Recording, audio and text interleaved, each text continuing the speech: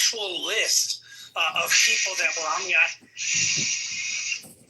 Sorry, that's me. An actual list of people who are on the list of people who are seeing, like he has lists of people who are on the flight logs. They have those kinds of lists, but he doesn't actually have a list, right?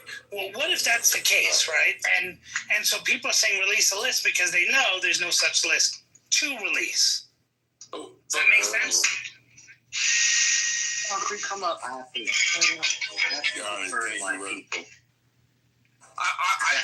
don't know what that nonsense was, but what I can say is that obviously there's very powerful people, and what you have to deal with is the Satan worshiping people, because the Satan worshiping people have in their purview this whole thing of human sacrifice, right? Mm-hmm.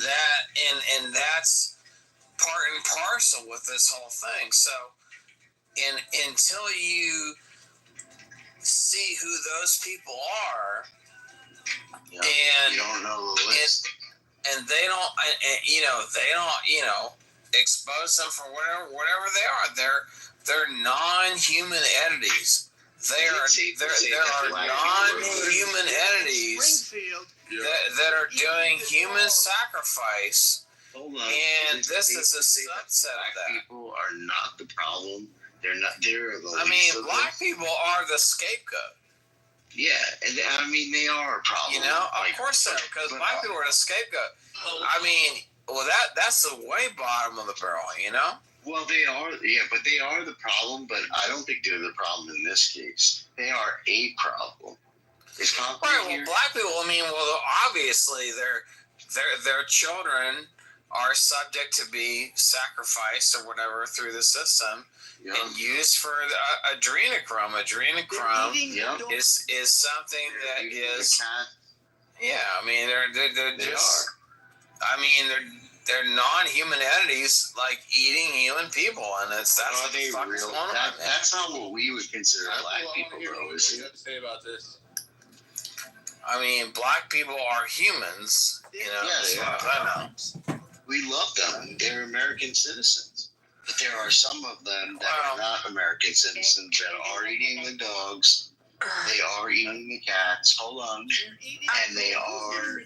Who's eating cats? You mean the Haitian? You mean the Haitian people? Well, it's Haitian. The Haitian. Somali. Exactly. Then you got now with the Haitian people, you have a voodoo worshiping problem. You do have that. So you have a voodoo worship problem with them. They've been exposed to contaminant for 300 years. All right, let's let Concrete go. Thank you. Appreciate it. Yeah, go ahead, Concrete. I'm sorry that you got removed from the room. That was not right, and I apologize. Thank you, Red Room, for your support in this very. He did support you. Dealing with the fake Caucasians. Anyway, he's a real Caucasian. The Times. I'm real. Did he leave? Yeah, the Times is on to something because he clearly understands the Times. Oh, yeah. Yep. All right, you got to stop with the ad-libs, brother. Please and thank you. Yeah, well, It's very distracting. It's very distracting. It's very I know you can do it. I believe in you. Just calm down, bro. I believe in you. You can do it. You know what? You making the show about you, and that's not how to make an entertaining show. You're doing what Pepe does. So do you want to engage? It's a little different. Do you want the crowd to engage, or do you want to just be about you? I want you to talk. All right, please go on mute. Thank you. Please stop ad-libbing. Okay. All right, I guess we're at an impasse. You got it, brother. Show's about you. Okay. If you're not willing to speak, you can go down to the audience. Hold on a second. I'll put you in. I did fight for you to come back up. People that came in. Yo, Matt, look at him trying to use his powers. What a faggot. You're a Pepe Part 2, bro. You're a faggot. Go ahead. Move me down. Because you want to be a bitch. Go ahead. I'm not going to move you down. I'm just going to speak over you. So stop being an asshole. Listen, I'm asking you to speak. And I'm asking you to stop ad-libbing whilst I speak. I'm just... Go ahead. Yeah, be a fucking gentleman. Don't be a faggot bitch like that, babe. Yeah, anyway. So the Times Square has a point. He obviously sees that this is not about social, racial issues, that it's about the rich. What's so interesting is the times. How do you know it's not about stupid social, racial issues and you know it's about the rich? How did you figure that? Well, that's a great question. I have a wonderful answer. It's from living in very rich places, right? I lived in the Hamptons for a couple of years, and I lived in Greenwich, Connecticut as well. And what I can say is, like, you see the vibe of these people, and they're just like totally checked out, just like weirdos, and they don't care about anything of reality. They just care about, what they want to do for themselves. And the last thing I'll say, I mean, when I was out actually at dinner in the Hamptons, and I was at the bar, and I sat next to this guy, and he said, "You know what? I know about all this, what's happening with P. Diddy, and I know the next, group of people that's going to go down from this." And he was a chef in the Hamptons, and he said he made $30,000 a day, dude. So you're making $30,000 a day, and you know the next stuff of what's going to happen, man. So I don't know. It's just a bunch of rich weirdos. What the fuck are you talking about? He's a liar. But he's a liar. Yeah. I'm not a liar. That's my own experience. I'm not going to tell you where I was. I'm not going to tell you who said that. No, I'm not going to tell you who that was. You're gonna get to talk. Have you ever lived in Jamaica Estates? Have you ever lived in Gordon Heights?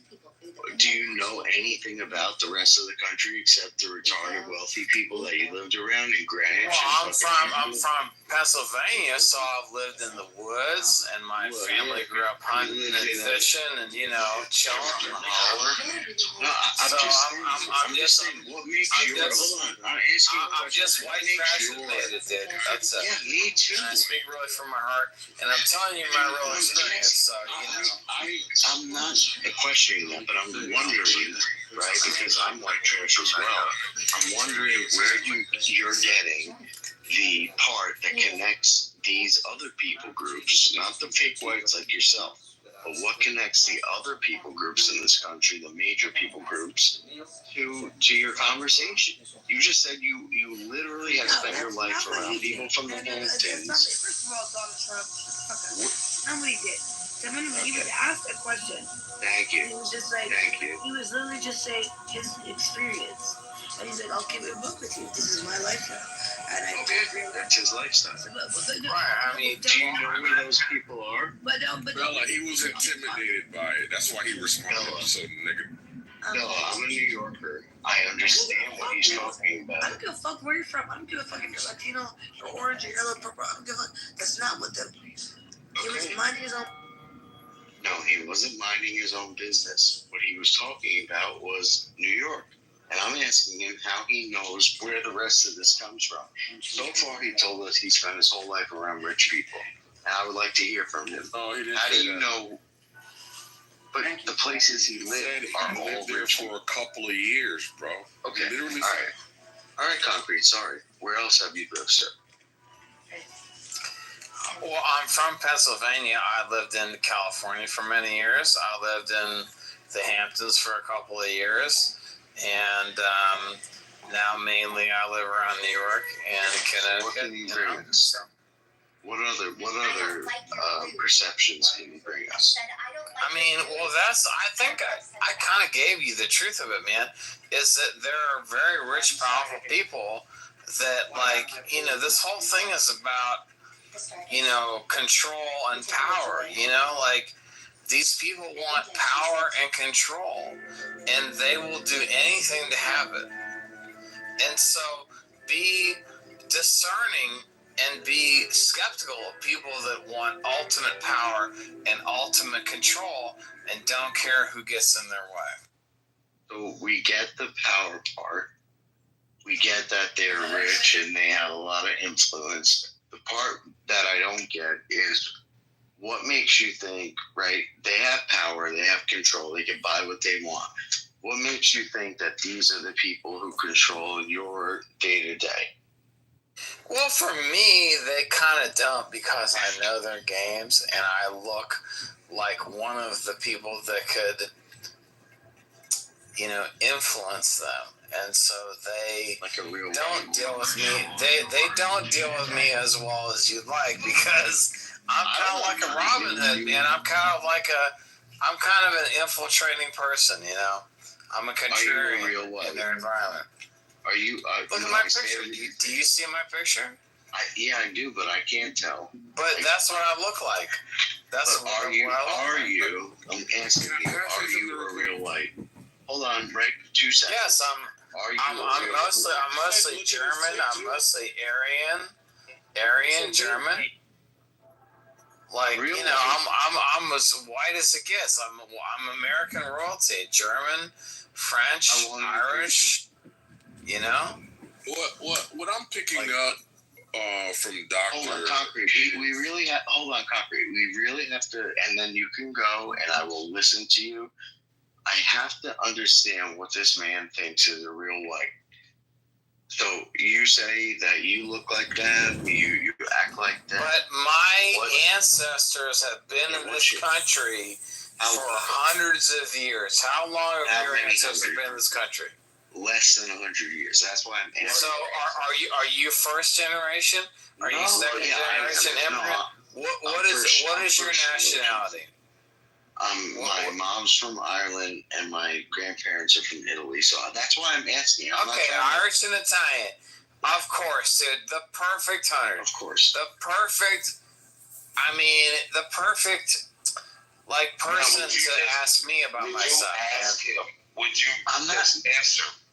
Yeah, just answer. I'm not asking you to try to. So you're first generation in this country. This is But your mom is. Could I jump in? Your mom came from Ireland. No, you cannot jump in. Hold on, Miss. Your mom came from Ireland, so you're first generation. Please be quiet. I'm not trying to say I'm better than you. What I'm trying to say is I'm probably worse than you as an American representative. I'm just telling you where I'm from. What makes you think that you are in the vicinity of the real whites? Like, what makes you think that your experience is something because my ancestors, unlike yours, have been in America for a couple hundred years, and you, as an Irish immigrant, have been here like first generation. You're not. Yes. Okay, so then you're first generation. So what the thing is like what Trump did. So what if we gave a policy that said what is your lineage? German, French, Irish, English, and Swedish. Okay, you're mud. You're mud. Yeah, so Western European mud. So you've been here longer than me. Several hundred years. Okay, all right, good. Go ahead. Tell us what you think. So the bottom line is if you're an Irish immigrant, okay. I'm not talking about me. What is your opinion? Well, we're only talking about you. We know that I am trash. We all know that. Okay, we know that you're. Okay, if you say you're trash, then we're I guess trash. We're really lucky to be here. We are lucky to be here. I want to know what awesome. you, I'm done. Understands. You are the leader of the country. We are trash, and I 100% agree with that. Good, so do what I want, shut the fuck up, and let's move on. Okay, we will do that, as long as you can justify it. All right. Was there? Are you done? Are you done, Doctor? Because this is getting boring. I think this is only getting boring for fake black people. It's not getting boring for the people. Are you a real white? How long you been here? What's your mix? I'm not a real white. Listen, Doctor. You're probing for weakness, and it was boring because there was nothing you can do. Hold on, Solomon. Bro, you gotta stop hogging the mic, bro. No, Are you inebriated, bro? Can you hear something real quick? There is something that we have to do that has to delineate the real whites, like this man that is speaking, from 90% of the other people that are considered white in this country. So if he wants to grab the mantle, amen, go ahead. I'm just saying there's a difference. I will shut up. Yeah, that's irrelevant. What I'm How is that irrelevant? Look, bro. What I'm trying, because real whites versus non-real whites is very subjective. If you have a definition for real white, I'm sure there's gonna be somebody else. You're a fucking bro. You gotta control yourself a little bit. I'm gonna go on. As a white guy, I've never heard of this term "real whites" in my life. Okay, that's fine. Hold on, let me just make this point. Whatever definition you're appealing to, I'm sure there's another person, academic, who could make a counter argument for a different definition, right? So, real white is a real, let's say, amorphous term that could be anything. Anyway, so what I'm actually picking up is black people who think they invented everything. Only thing that I'm picking up from you, Doctor, is like some levels of insecurity because the Times said that he hung out in the Hamptons for years, right? And you've probably never been to the Hamptons, and that gave you some sense of insecurity, and that's okay. We all have things that we need to work on. But I think another. And why do you think he's insecure? Why do you think? 1 second. I already explained it. I explained it. No, I didn't understand. Could you explain it? All right, again? 1 second. As soon as I'm done, I'll give you the like after class fucking explanation. I don't need after class fucking. All right, just give me 1 second. Let me finish. You just got here. Didn't you just get here? No. Can you just calm down? All right, cool. Calm down. And as soon as I'm done, I'll get back to you. I'm calm as a cucumber. All right, then please stop interrupting. You seem excited. Anyway, so the Times. You're definitely not. I think another. Me. All right, I got you. I think Doctor is also a little resentful that the Times has freed himself from the Matrix, and he understands that it's not these stupid culture wars and racial wars that it's being foisted upon us that creates the divide amongst us. It is actually the social class, the rich versus the poor, and we know why the rich are like so. Let's say aloof to what we go through, which is what he appealed to. He said they don't care about anything besides them. It's because we know that when you, as a man, as a human being, a regular dude, when you have some money in your bank account, when you have a full belly and enough Diddy oil to satiate all your needs, you don't care about much else. Same thing for them. Imagine living in a perpetual state of satiation. They don't really care about it. And the only thing they really worry about is losing it. The paranoia that might come with somebody coming to take it away from them, which is why they seek control, which is why they're very ruthless with control, because they understand that the dynamics of power could shift at any moment and they can be out in the dark with you. And that's the last place they want to be. So they don't mind selling your children, selling your future, putting all your friends in slavery in order to maintain that power. It's very normal, basic human dynamics. It's absolutely bizarre what he says. Can I counter it, Ricky? Absolutely. After he's, first of all, calling you insecure. You don't know jack shit, buddy, about wealth and what life is like with wealth and where people's heads are at. You don't know jack shit about it. You pontificate because you have envy and you have desire because you've either been too lazy or too unsuccessful or whatever failures you've had. So these people threaten you. You don't know what people do when they get wealth. You don't understand when people take their wealth and they become altruistic and they spend a lot of their wealth philanthropically and altruistically. A concept is not something that would cross your mind.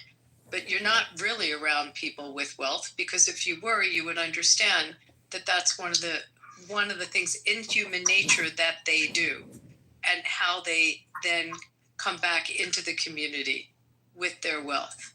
May I speak next? Oh, excuse me. So I don't know who you've encountered and what people you've been around and what wealth you've been around, but if you actually spent time with them and you were hanging out with them, you would see what they consume themselves with and what philanthropic endeavors. are just there.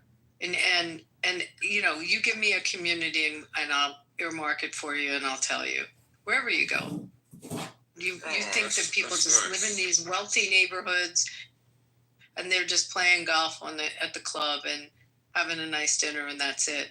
You're not seeing the checks that are being written to pay for the hospitals as they're being built, to take care of the community centers, to make sure that the old age homes are funded, to make sure that community activities are taken care of, children's programs, after school children's programs. I'm going to go through the litany of different charities that are pretty common, whether the United Way's funded. Who do you think's paying for all this? It's the wealthy people that are paying for Concrete has seen this. Maybe So maybe you just don't know someone anyone. was after her, and then I'm after that person. I'll go after that. Both can be true in terms of that. You think I want to say something here. Well, hold on. I'm next, and then the other gentleman. And that was an embarrassing submission, Abby. But she's not done yet. She's got more drivel to offer. Shut up, concrete. Go around. Your mom. Your mom, Alan. Your mom. Excuse me. Come on, Alan. Give me a break. Let the All right. Everybody chill out. Don't make Chill us out. don't make us talk just with that. I was just about. I'm not done yet. I'm just done yet. I hope for you, concrete in your life. By the way. Okay, I hope concrete for your life that you gain enough success that you get to a point that you can turn around and you'll have the wherewithal to take care of others and make sure you commit and you give money to those charities and those organizations in your community that are in need. It's a great feeling. It's the best feeling in the world. And I hope for you, I pray for you that you can get to that point. But to absolutely condemn and have this sick envy towards people that are at that point is just wrong. And it's just ignorant. And that's it. Yeah, so what I want to say is that I want to say something to Abby. Yeah. Abby, thank you. That's a blessing of a rebuttal. Very, very nice. Concrete, shut the fuck up.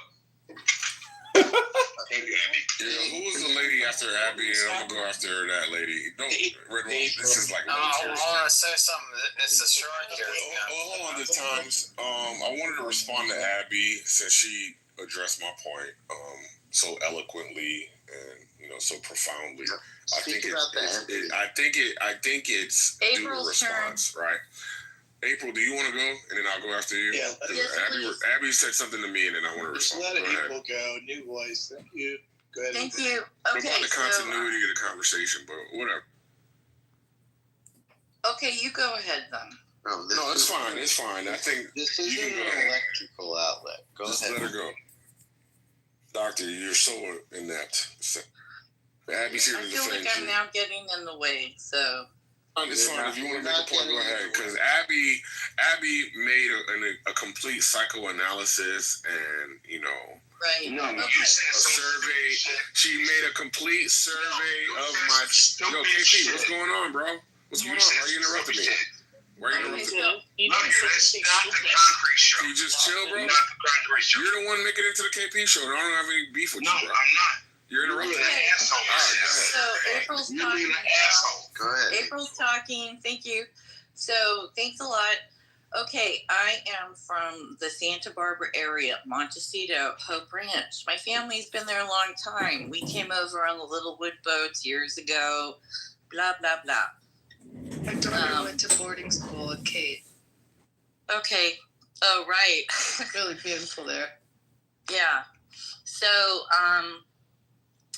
one of my sister's friends, she worked for CPS for 25 years, okay? And after she had pension, she loved going to the spa. I was visiting my sister one time, and Annie was complaining she couldn't afford the spa or go to it, and she was left, and I was like talking to my sister. I'm like, hey, what's up? And this was like, I'm telling you guys, this was 6 years ago. Okay, 6, maybe 7 years ago. And I'm like, how come? What's up with Annie? Why isn't? And my sister said, that she discovered there was this humongous satanic pedophile ring in Santa Barbara County that included sheriffs, judges, top officials, ministers, like so many people.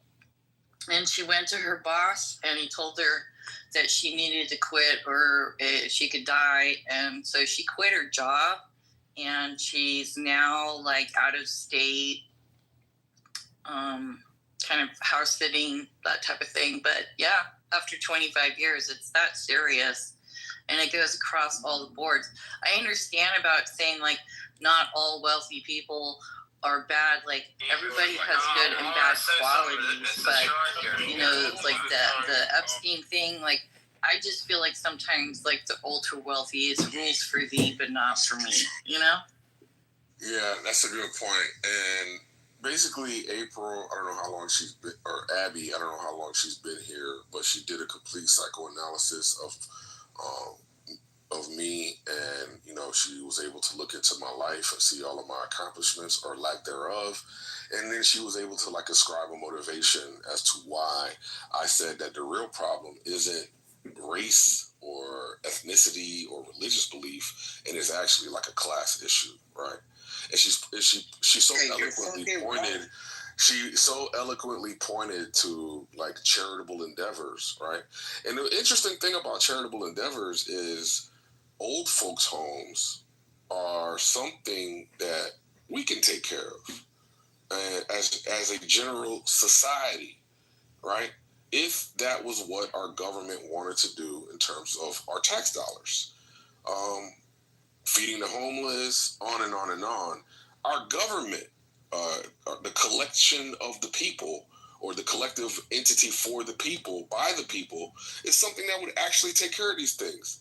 And Abby is telling us how the rich are, I guess, the more responsible party for the shelter of the homeless and the old folks, so on and so forth, right? And I want y'all to think about that for a moment. That is a function. Think about how Abby is trying to tell us that the only reason why these charitable endeavors exist is because of the rich. And it's almost like we should owe a debt of gratitude to the rich and not to ourselves as a fucking conscientious civilization of people who love each other, right? That's the crazy part about it. And also, on another level, what we all understand is that these charitable organizations are used for more nefarious purposes and more pragmatic reasons. We all understand.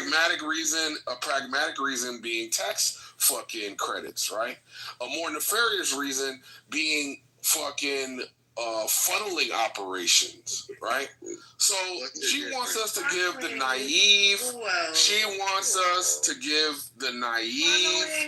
She wants us. Yo, what are you doing, bro? I heard to hear all your stupid shit, bro. I know, I get it that you don't like my point. I get it that you don't like my point. Abby, this is really a bad. This is a bad sign that somebody who is trained. This is a very bad sign. This is a bad sign that somebody. Doctor, just give me 1 second. Someone hurt you. This is a bad sign. Bro, you gotta let me finish, bro. You gotta let me finish. No, we don't. It's a really bad sign. It's a really bad sign that you don't have the continence to just stay on mute while I give my argument. After I had to hear you out, right? And now we've got Dr. Articulate or Dr. Responsible who keeps chirping and won't let me make a point without being interrupted. And it's really sad because it's like a telltale sign that you hear what I'm saying and it bothers you and you're trying to drown it out by your constant interruption. And that just shows this is basically avoiding cognitive dissonance, right? This is just an attempt to avoid. This is an attempt to avoid cognitive dissonance, where you're holding two contrary points in your head simultaneously. Where you know the rich are the problem, and you're simultaneously saying the rich. You're trying to say the rich are the solution, and this is sad. I didn't know you were this pathetic. Can you move them down? But you got it. You got it. I didn't know you were this pathetic. You're really pathetic. You're really a failure, and that's what it is. Okay, now, thank It's a you. failure. Can I go, please? I mean, I just have to say something, Alan. Just let me one thing. I'll answer his points, though, but Okay, please. let me say this. To say that people that take money that they worked really hard and they contribute a good portion, a good percentage of their money to working to cure a disease, or I mean, we just took a whole bunch of money for the Alzheimer's research and to build a brain center. That's people's money. That's not government money that's doing that. It's community that put money together and built a center and built a great center. So and I'm just using that as one example, to be so disingenuous. Abby, you're also Abby, don't get caught up in it. I'm not caught up in it. Hey, I look myself in the mirror every day, and I'm someone who's contributing and doing good. I'm not a taker. I'm a giver. So that's his problem. No, I know. But this is the thing. Yes, Alan, Horatio, Abby, can we have I'm talking to Alan. Let's put a baseline. What does rich mean? Let me talk to Alan. Please. Yeah, thank you.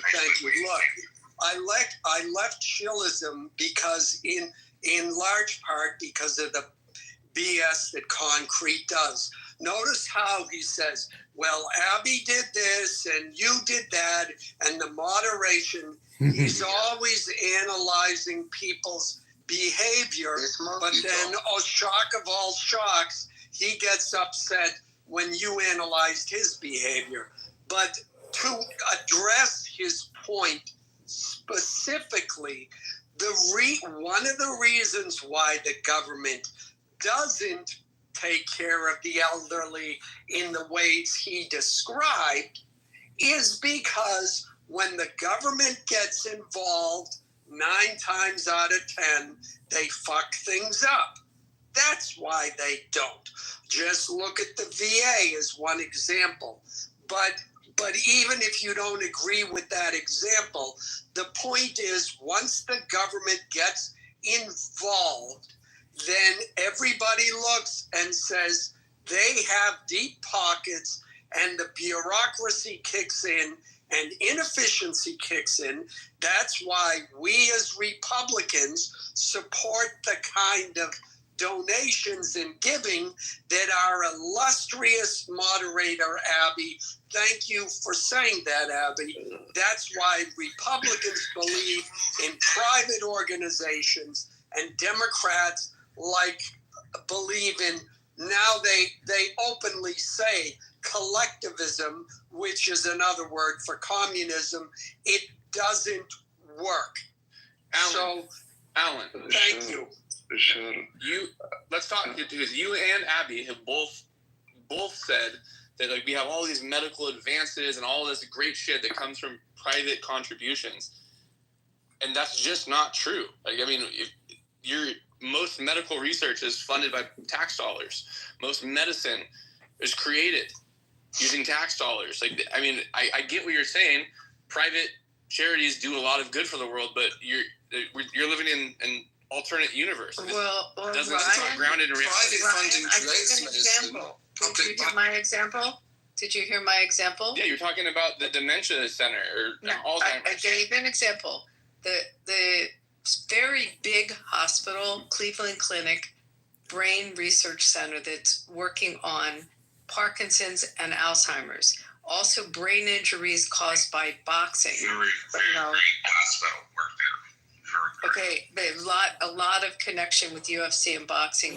Huge, millions and millions of dollars donated from those different entities to try to cure brain diseases. That was built by community money. Every year they do a fundraiser, $20 to $30 million. But that's nothing. That's $20 to $30 million is work. Yeah, but I finish. $20 to $30 million a year for many years. They've been raising it. They then went forward as they built this multi-million-dollar facility with Cleveland Clinic. They were able to then get grants and get additional money. But Where the did the grant come majority from? Sir, I am an Indian man. I live in New York, but I want American citizenship. My point is, this was something that was put together by community money, and if you ask, it got put together by wealthy people in the community, people that had made money in our industry, that were of means, that could write the checks, and they gave back to the community. I happen to be blessed. I'm going to leave with this. I am blessed that I live in a community that people take their checkbooks out and they give back for the community. And I can tell you something. When you're talking, there's nothing. I don't need to say anything right now. There's nothing better than walking down the hallway and see your family plaque because of foundation work we have done. Yeah, let me address Ryan. Hold on. I've been real quiet for a long time. Let this nigga Joe speak. Oh, I'm sorry. Yeah. Look, this is a very simple Grok question. I asked Grok, what is the? This is the question I asked. Very simple. How much medical breakthroughs have occurred from private funds versus public funds in America? List in percentages. So one of the things to know is that oftentimes private funding and public funding work together and hand in some aspects.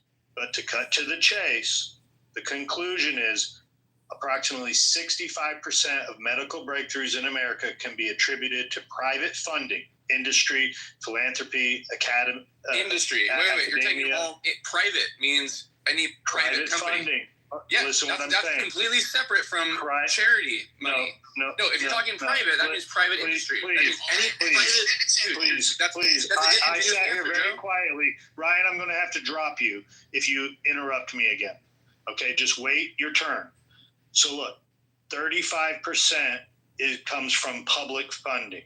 So that refutes the point that you made in breakthroughs. And so this reinforces Abby's point. Pause. You're wrong. Period. Point blank. Ask Grok another question. Ask it a follow-up question. Too many seconds. This is pretty simple. So if we're weighing if private funding in the medical field has advanced. No, charity, not private. We're talking. There's a huge distinction. If you can't make that, what's the distinction? The distinction is private versus people giving versus actual corporations. It's the same thing. We're investing. What are you talking about? It's what we're looking at right now. That's a different. You're investing. When you're going to a charity, are you giving money as an investment, or are you donating? Someone talked about how public funding goes to waste. That's why you weren't here. No, I absolutely understand that public funding often goes to waste. That's not the so that's issue. I just We do both. You understand? No, but that's not what you were talking about, Abby. When you were talking about community breaking down their checkbooks, Abby, when you were saying, stop, everyone. We do both. When you creating a distinction, we do both. Without a We do both. Okay. I'm not making an argument. You're fighting against me. This is a argument now. You're attacking something. That's not an argument.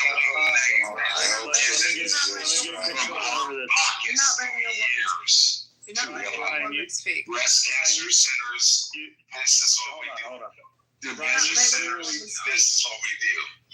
I have sat on boards where I have given money as a board member. I also have to sign notes and guarantee loans that my board is taking out to take out a mortgage or to develop another facility in the building. We've had to not just take money out of our pockets straight out as a gift. We've also had to go on the hook on mortgages and on the hook for them to develop. So we're doing both. We're doing absolutely both. And that's to build medical centers. Here's the thing, I mean, we love You doing guys, it because listen. You guys can like this. You guys can like it or fucking not like it. But that's what people that have wealth do.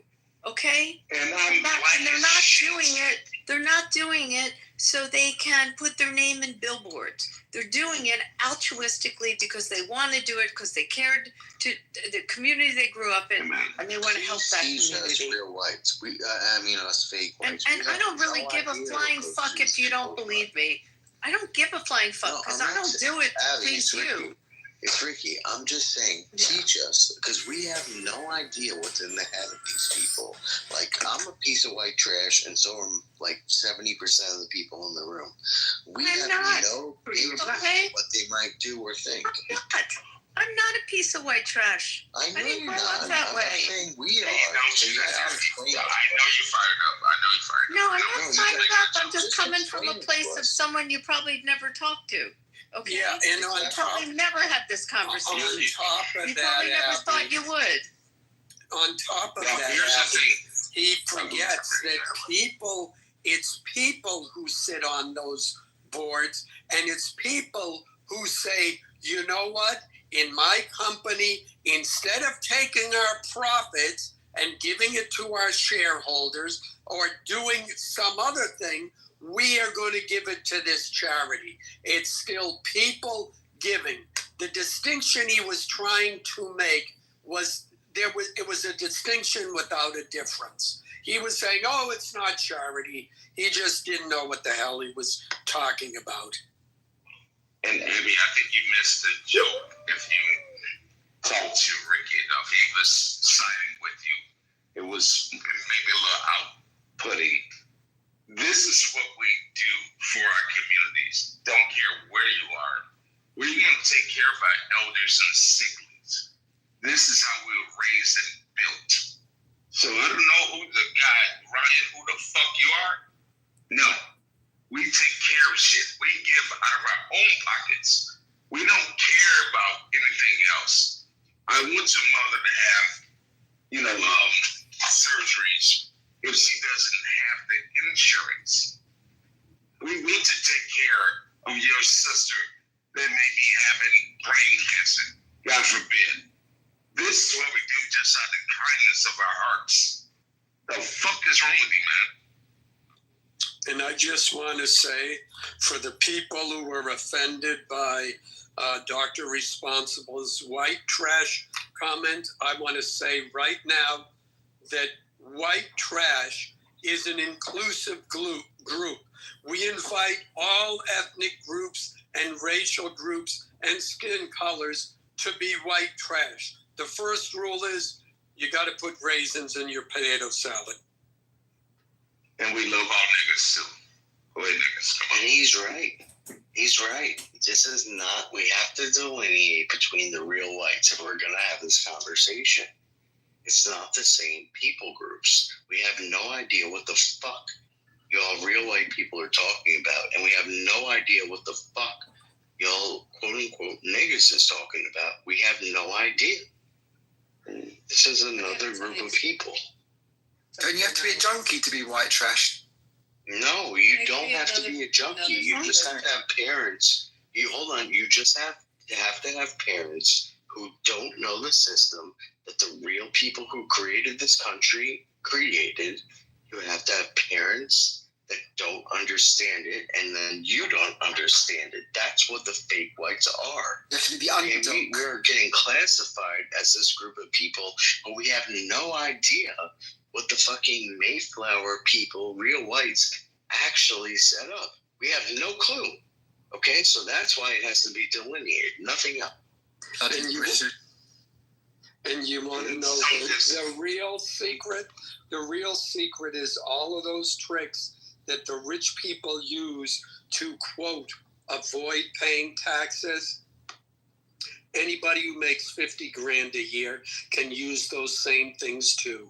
And you can avoid, you pay less taxes if you do what they do. You don't have to be super rich. You can file taxes just like Donald Trump, and if you're making over 50 grand a year and you have your own business, you will save $3,000 a year. And the more you make, the more it goes up. Especially if it's private money. Kind of But Alan, here's one of my things. I don't care about that. I care about the responsibility. And I would tell you someone that's on this app right now, KK. I love her to death. I go down to the VFWs all the time, to all the bars. Yo, you know how many fucking guys with one leg just to sit down and talk to them and buy them a leg? This is what my family does. We're going to take care of our vets. It's something personal to me. I'm sorry, guys.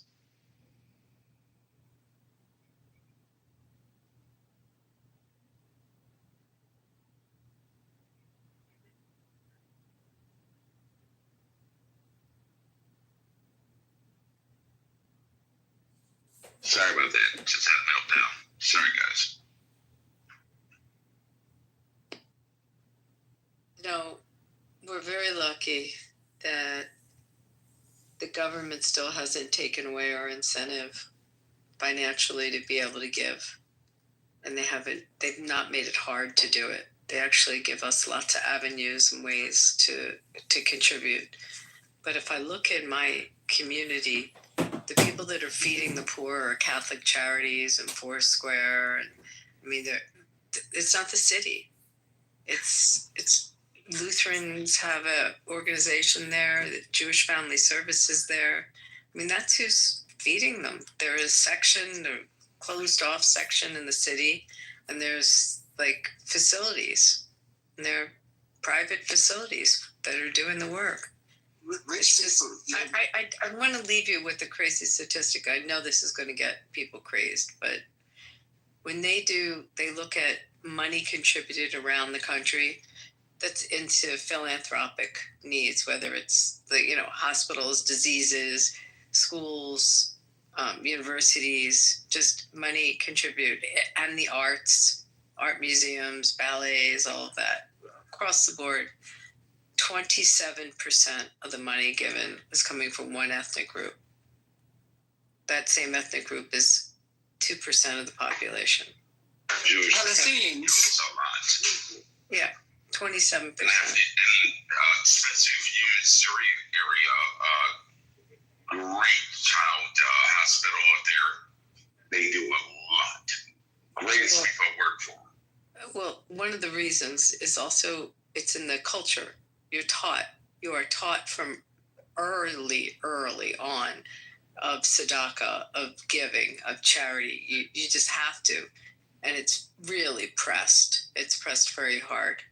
So, I mean, in terms of looking at what we're doing, and when people get wealthy or have wherewithal, at least I can speak for the people that I grew up around and that are in my community. You're embarrassed if you don't. People know the ones that don't give, and I don't know if I would say they're ostracized somewhat, but they're not looked well in the community. You're judged by what you give. You're not judged by the car you're driving up to the synagogue. You're judged by the contribution you make at the synagogue. There's a big difference, and it's just that's how it should be.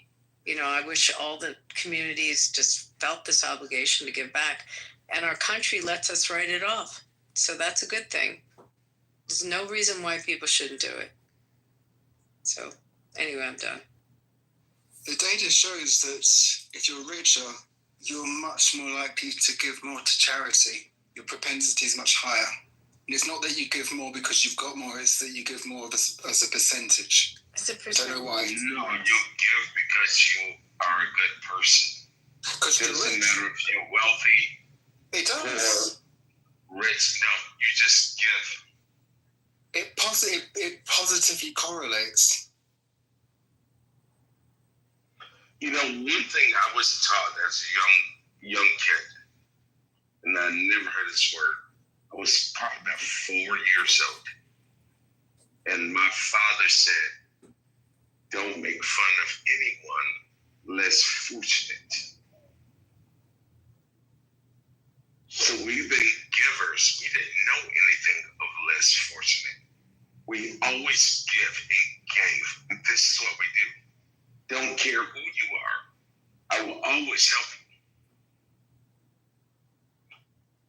you. We always give to women's shelters and men's shelters. We need to give more to men's shelters. Quite say, hey. Say it again. Quite right. Yes, that I have been outside of Detroit serving meals to homeless. And it's giving the word, number 3 preacher. Wow, this is going to be reckless.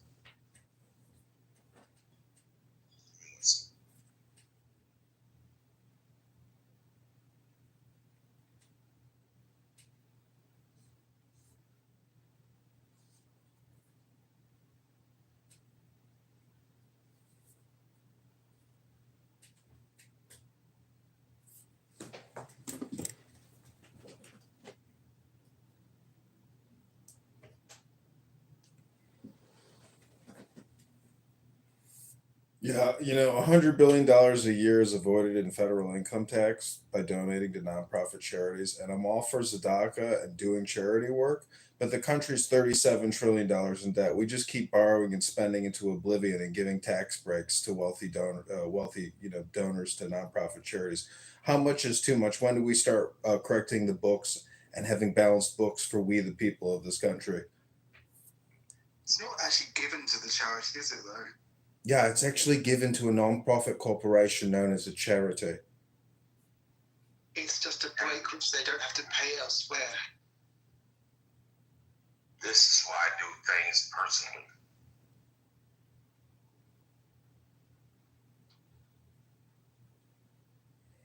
There's so many of us do things personally.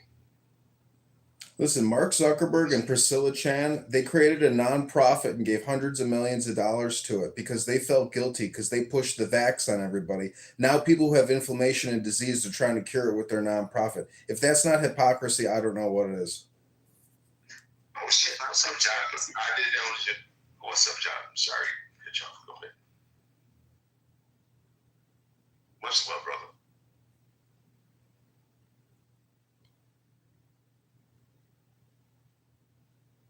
Yeah, if the government wasn't so inefficient and wasteful with money, that might be a good solution. But I'd much rather take the money that I have and allocate that to a charity with a specific goal that I believe in, versus just like a general fund for things that I might, disagree with. And I'm not a big fan, but Ronald McDonald House is a good place. It's well to donate to. Yeah, well, a lot of people donate to Planned Parenthood and think that's a good idea, but we already give $1 billion a month and kill 100,000 children in this country. But actually on that, Luke, if you tell people what their taxes are going to, then they're much more likely to give more if they can see the destination than if it just goes into a pot. So if you've got your calls, then you're like, okay, I'm in.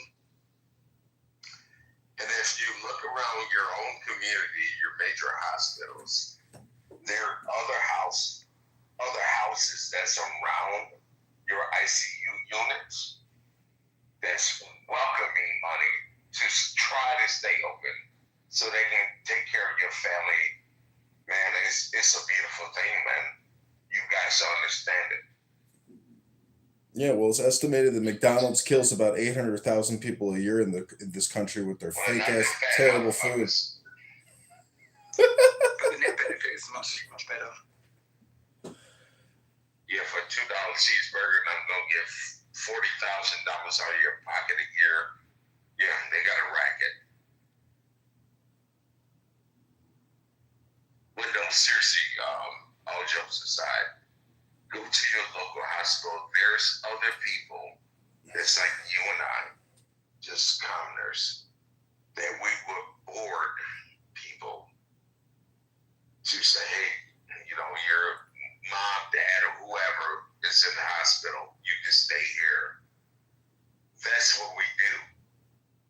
just take whatever you can give us.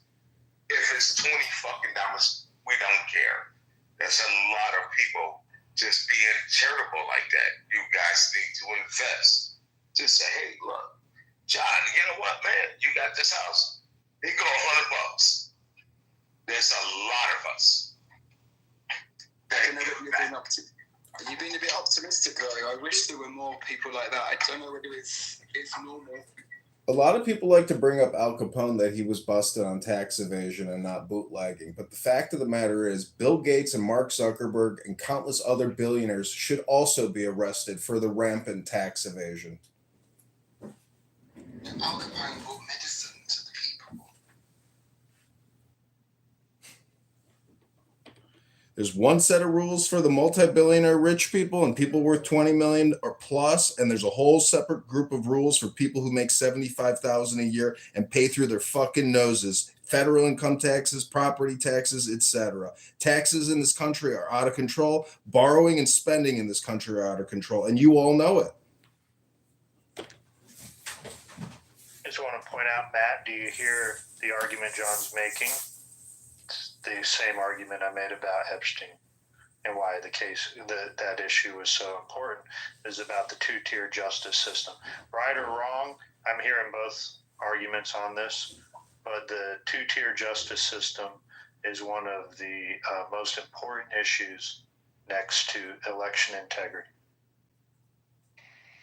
I think that was like top 5 issues, would you say, for voters? I think you were saying that last night. Well, no, it's not like on for economy or immigration. It's not like that. But when you ask voters if they think there's a two-tier justice system, roughly nearly 70 to 80% of people say there is.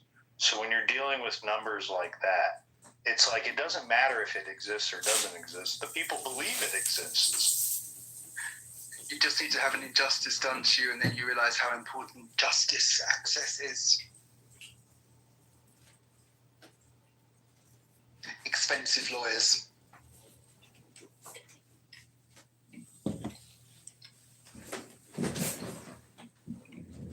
I mean, Warren Buffett even admitted that his secretary pays a higher income tax rate than he does.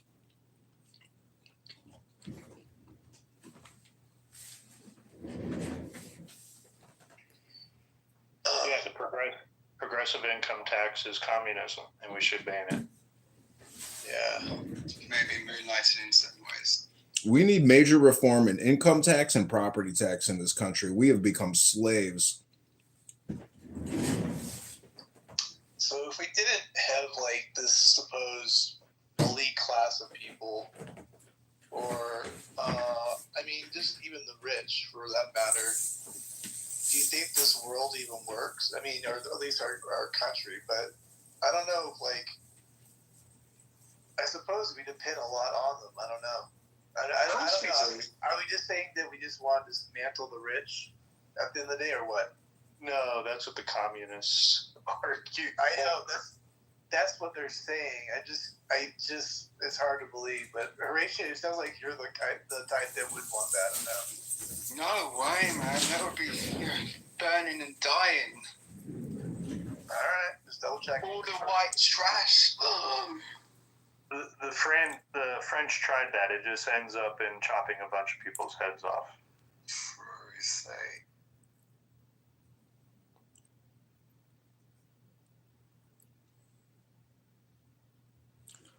I mean, is it fair to go to work 3 out of 5 days a week just to cover your taxes? It's too many days anyway.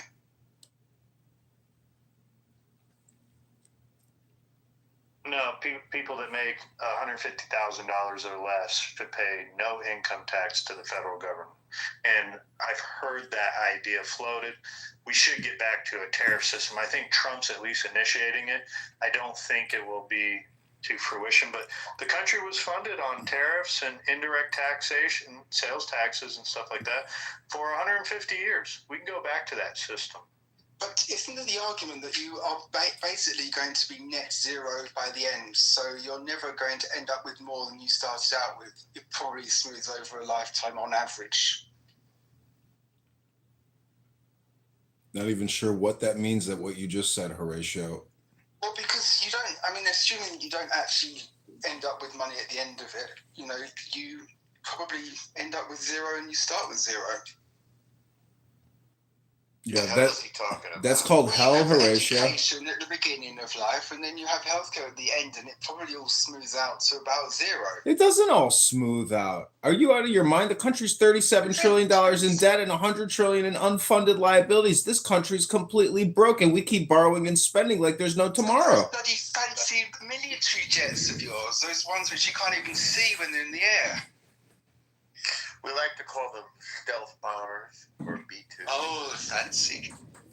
That's fancy. It's called English. It's a wonderful language. I invite you to partake thereof. Those, Horatio, those stealth bombers are the reason we can be $37 trillion in debt. True. You know what a great foreign policy would, Horatio, you know what a great foreign policy for the UK would be? Stop letting in hundreds of thousands of Muslims taking over your country. Keep your country English. Do you want to have them instead? We can give them to you if you want. No, send them back wherever you got We them. already have Somaliland in We don't have a Minnesota. clue where they're from. Believe me, we want to denaturalize these people and kick them the fuck out of America. They never should have been brought in the first place.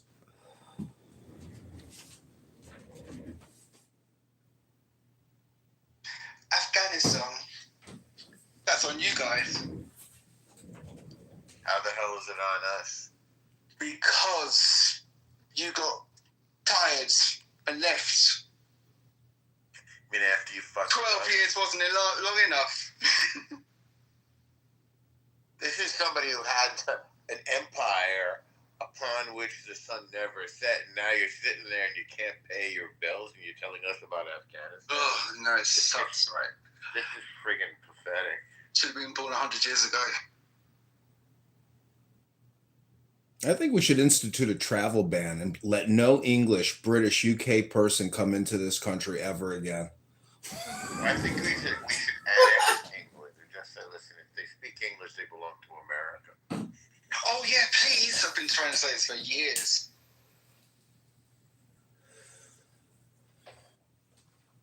We'll teach you. We already bring defense funding. Well, when Prince Andrew gets exposed in the Epstein release, are you going to still kiss his ring? Are you still going to kiss your king's ring when you find out they're pedophiles? I don't like him much, actually.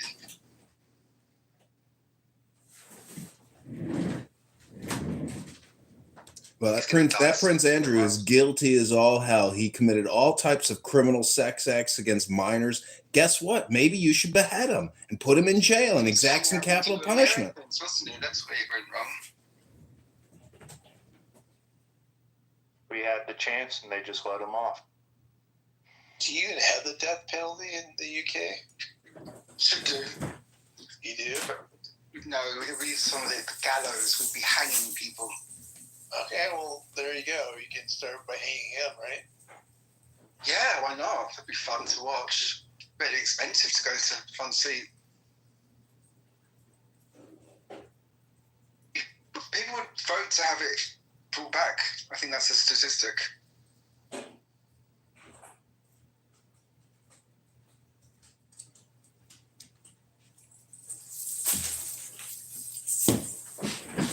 Listen, today's a great day for America. USAID is no longer in power, and that has been exposed to be a criminal organization dedicated to the destruction of America. Day by day, we are slowly liberating America from the deep state and criminal Democrat, Marxist, communist terrorists.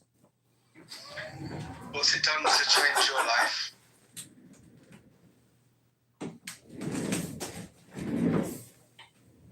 What has it done to change my life? Yeah, now there's no more USAID. You see, we're Americans, Horatio. We believe in liberty and the maximization of liberty. This is maximizing our liberty and freedom from people like you and the scum and villainy that have ruined America.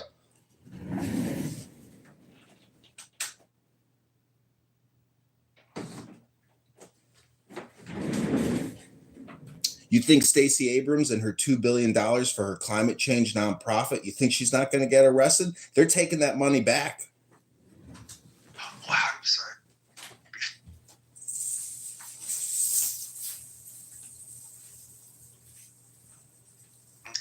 steps, John.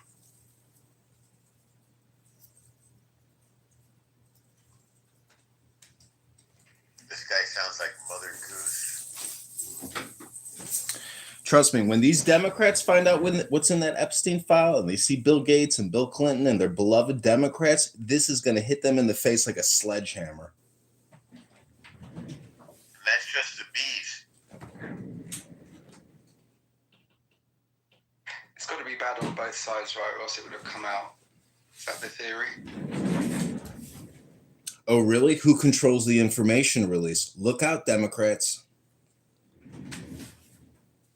I thought that it was the Republicans in charge. I mean, hasn't he been consistent? I know you. Stop talking about it. There is no Epstein file. Who is So it? there's a new scandal that's going to surface, or story about the scandal, where Penthouse magazine, some of you may remember who the founder is, and these Penthouse pets were funneled into the Epstein, onto Epstein Island, if you will, and different celebrity figures were matched with different Penthouse pets. Are you saying Bob Guccione was involved in espionage? And Hugh Hefner might have been involved in espionage? No, not Hugh Hefner. Not Hugh Hefner. What are you talking about? Hugh Hefner's widely claimed to be involved in espionage. Well, that may be, but The Grotto was a blackmailing operation. Penthouse is Larry Flynn. no, Hustler is Larry. No, that's Hustler, the guy in the wheelchair. Penthouse is the Gooch, Bob Guccione. Isn't but those would be 18 and over though, no? Dr. Yeah, I'm just bullshitting. The thing is that Norm, did you ever see the most recent documentary on Bob and Penthouse? It was really fascinating, actually. No, but I knew those guys, and I'd love to see the documentary. He died in 2010, FYI. So he was based in New York City eventually, right? Like No, he was based in New York for most of the time when of his fame. Yeah. Oh, right. He had one of the biggest mansions in the city. It was quite impressive. Got a penthouse. Yeah, and his son created Spin Magazine, for whom I did some work, as did my friends, Bob Jr. It was a rival to Rolling Stone, Spin Magazine, in the great days of magazines. And he made that film, Caligula, which was... Yes, and it kind of turned out to be a bit of a flop, right? But wasn't it very interesting? It was a horrendous flop. Yeah, it was like a mainstream historical study of the famous emperor, the eponymous emperor, with lots of porno. And featuring what's his name from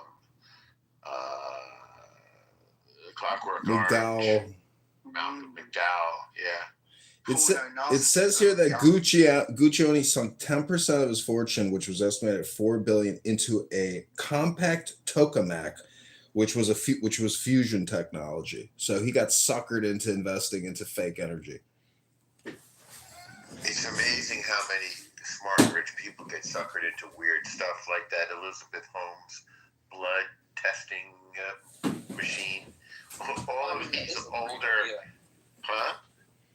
Elizabeth Holmes, that is a great idea. It's a great idea that didn't work, and so they lost all their money, and she went to prison. It's crazy how much they invested with something that... It wasn't really... It was a scam, is what it was. They're like windmills. Who were some of the people who invested? I remember a former Secretary of State, Walmart that was getting involved with her? I remember former Secretary. Yeah, former Secretary of State George Shultz. Involved.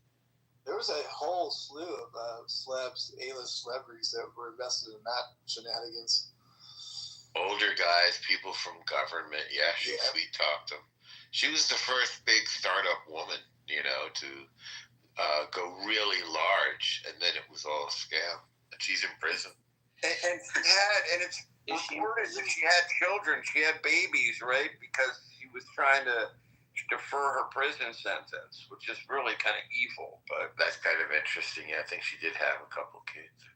And the guy that she was partners with, this Indian guy, he went out and raised some more money just recently. Do you know what the biggest financial scam of all time in recent history is? Anybody? Madoff. Bitcoin. Luna. You guys all lived through the experience, yet you don't even know is the biggest financial fraud and scam ever perpetrated upon the American people, creating 10 trillion plus in debt. It's called COVID-19 and the vaccine response, fellow Americans. Wake up. Or is it taxation? That's not a fraud. That's just an expensive overreaction. Wasn't a fraud. Can we see Fauci's fucking documents? Can we get that released? Can Kash Patel maybe show us what he confiscated from Fauci? I've got an actual vaccine card, I think, somewhere.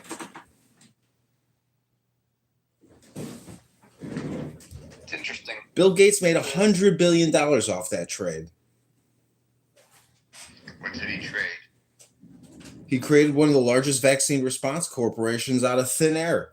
Boom. Fucking $100 billion market cap out of nothing. Well, we haven't had COVID-20, have we? You see?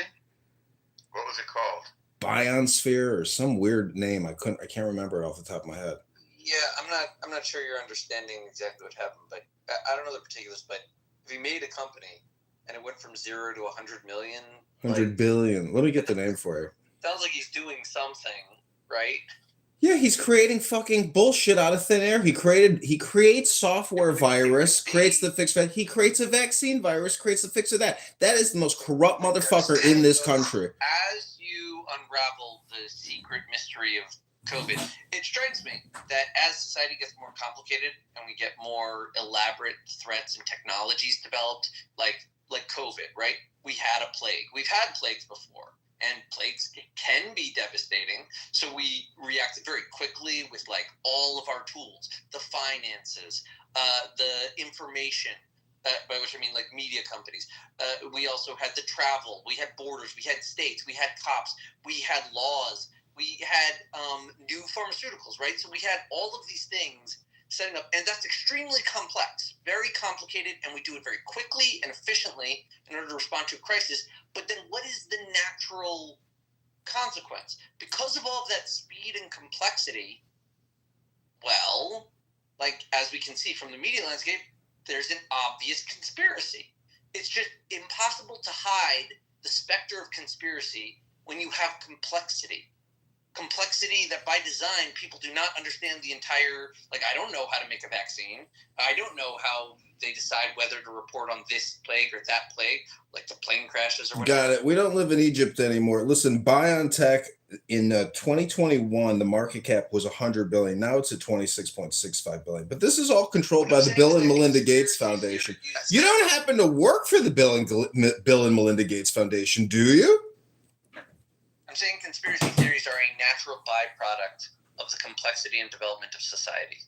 Yeah, we get your definition of a conspiracy theory, but if you're too stupid to realize that COVID-19 and the vaccine response was not one giant fucking fraud perpetrated upon humanity in America, you really are stupid. I hate to break it to you. So when you say one giant fraud, that seems to me like you're referring to one particular person or conspiracy of people that have agreed on a particular motive for this lie. There's key players in it, and there's a lot of groupthink that happened. I'm simply asking, what is the name of that person or that group of people? Dr. Bill Gates, Fauci, World Health Organization, Chinese people, a whole cabal of asshole cocksuckers devoted to making money in big pharma. Your evidence their deliberate misrepresentation is what? McFed, I think it's the complexity which went into it, and what was quite harmonious about it was something quite unified and simple came out, which could have almost been something which somebody dreamed of. Everybody go get your vaccine shot, double vax, triple boosted. It's the protocol. Do as you're told, sheeple. It'll make you healthy and protect you. We can't go back to work until you all get vaccinated and we stop the spread. Wake the fuck up, McZed. You're like a child. Edmund, what do you think of the spiritual community and scandal, and the people who have been complicit in the scandals in different different communities within spiritual sectors. Yeah, I think a lot of gurus and self-proclaimed prophets ultimately become, sexual deviants, or were already previously predators. I know you love talking about narcissism. So let's just say that a lot of spiritual leaders and gurus are very big narcissists and sexual predators. I agree, but I wanted your take on anyone in particular. Like some of them, these gurupreneurs, some of them, well, most of the men have always, kind of succumbed to scandal, right? Yeah. Most of the spiritual leaders who are men. I mean, Mahatma Gandhi to, Rabbi Shlomo Carlebach. I mean, everybody gets accused in the end of supposedly being a sexual deviant. Once if you've got 7 bad dark personality traits, does that mean dark sexual? I mean, is the story any different for our great prophet Muhammad, the pedophile? Wait, was the ultimate? Oh, hey guys, I have a question. I don't want to be upsetting in any way. That's a pretty good child. Questions upset me. I'm kind of not surprised, but okay. You're not surprised by what? That questions upset him. I'm not upset yet. Okay, so the question I have, if I can ask, is if Donald Trump were caught in 4K having sex with like a 4-foot tall child, would his supporters care? Why does it have to be 4 feet? Yeah, why does his height matter? It's a kind of like great offender, like fucking look when you say child. The fuck's wrong here? Was that a real question? What was that? I don't know. Why would your mind even put a child? The question was very upsetting to me. Carry on. I wanted attention. So what did as an established moderate, I'm confused about. Was there uproar about Trump's health prognosis? What did he have? Varicose veins? What was going on with him today? I heard there was something not terribly He's serious. got a bruised hand and fat ankles. I wouldn't call that a medical crisis. He has edema. Dr. Jordan, they call that swollen legs. I was called Fankles. Yeah, there you go, Fankles. Trumples. I don't know. You make it up. I mean, did you see Johnson & Johnson just came out and said they rushed their product to market because the people wanted it? It wasn't even thoroughly tested. None of this shit was tested. And the fact that I could ask, what is the biggest scam in recent history? And no one here can even identify COVID-19 and the vaccine response as being one of the biggest financial crimes ever in human history. Do you even remember the HEROES Act, that first $1 trillion tranche of that omnibus? So everybody could sit at home while the nurses and the doctors did all the heavy lifting and cooked everybody in incubators? You're not proving your claim. You're just reasserting it over and over again. Yeah, I don't want to talk about COVID. I'm supposed to go. Edmund, I actually like, that's a good picture of you. I don't like the Trump hat, but it's a really good picture. No, because you got caught in so many fucking lies, you fake ass doctor. You're a veterinarian. He's a zoologist, KP. You're a fucking veterinarian. You got caught in so many fucking lies on those years. Oh, you don't know who the fuck you talking to right now. We don't have to talk about COVID, but going back to the Epstein release. People are talking to the janitor. You know what? There's a cleanup on aisle 3. Fuck your broom cluster and the goddamn dog shit. Clean up goddamn kennels. We could ramble till 4:20 in the morning, but you the fuck are. I guarantee you that no revelations. It will all be nothing cheeseburgers, whether it's the Epstein release or COVID information. Nothing will ever come out. That's the reality. Oh, your ass is corner now, man. I'm about to go off that. Hey, veterinarian, you want to sit here and say you were this medical doctor? You're a motherfucking vet. Hey, clean up on aisle 3. Who is he talking to? I'm talking to you, veterinarian. John, don't you remember that it just be like millions of people making small mistakes? I'm not even sure. Normally I would get defensive, but I don't even know what he's talking about. Yeah, hold on a second. KP, you giving Dr. Jordan something after that? He's talking to his mop handle. That was strange. It came out of nowhere. Dr. Jordan, you're a veterinarian doctor, not anything related to the COVID. No, I have a PhD. I'm not a veterinarian. I was in vet school. But I have a PhD. But I did teach infectious disease stuff. But I'm not even in that space anymore. Did you do any gain of function research? You're a lying-ass bastard. You went on this app and told people that you was a medical doctor, and we called your ass out to find out you was I never said the fuck you did. Now I'm starting to get pissed off. You were sticking your fucking fingers up a dog's ass. Yo, take it easy, Dr. Jordan. I get angry because it's so ridiculous. Yeah, don't get angry. This is normally called the liquor store, so take it easy, Dr. J. Got it. Tell if he's trolling or real. And when Jazzy came out and even caught your ass on a second platform, you got caught. Listen, if you're gonna make Jazzy incredible, no way. And guess what? Oh yeah. I would normally get upset, but I'm so fucking confused. I don't know what to make of This is Willie Necmo live from the barbershop giving the update. He's behind the cash register. Your hands in the cookie jar again. So, first of all, I'll respond to this in one way, though.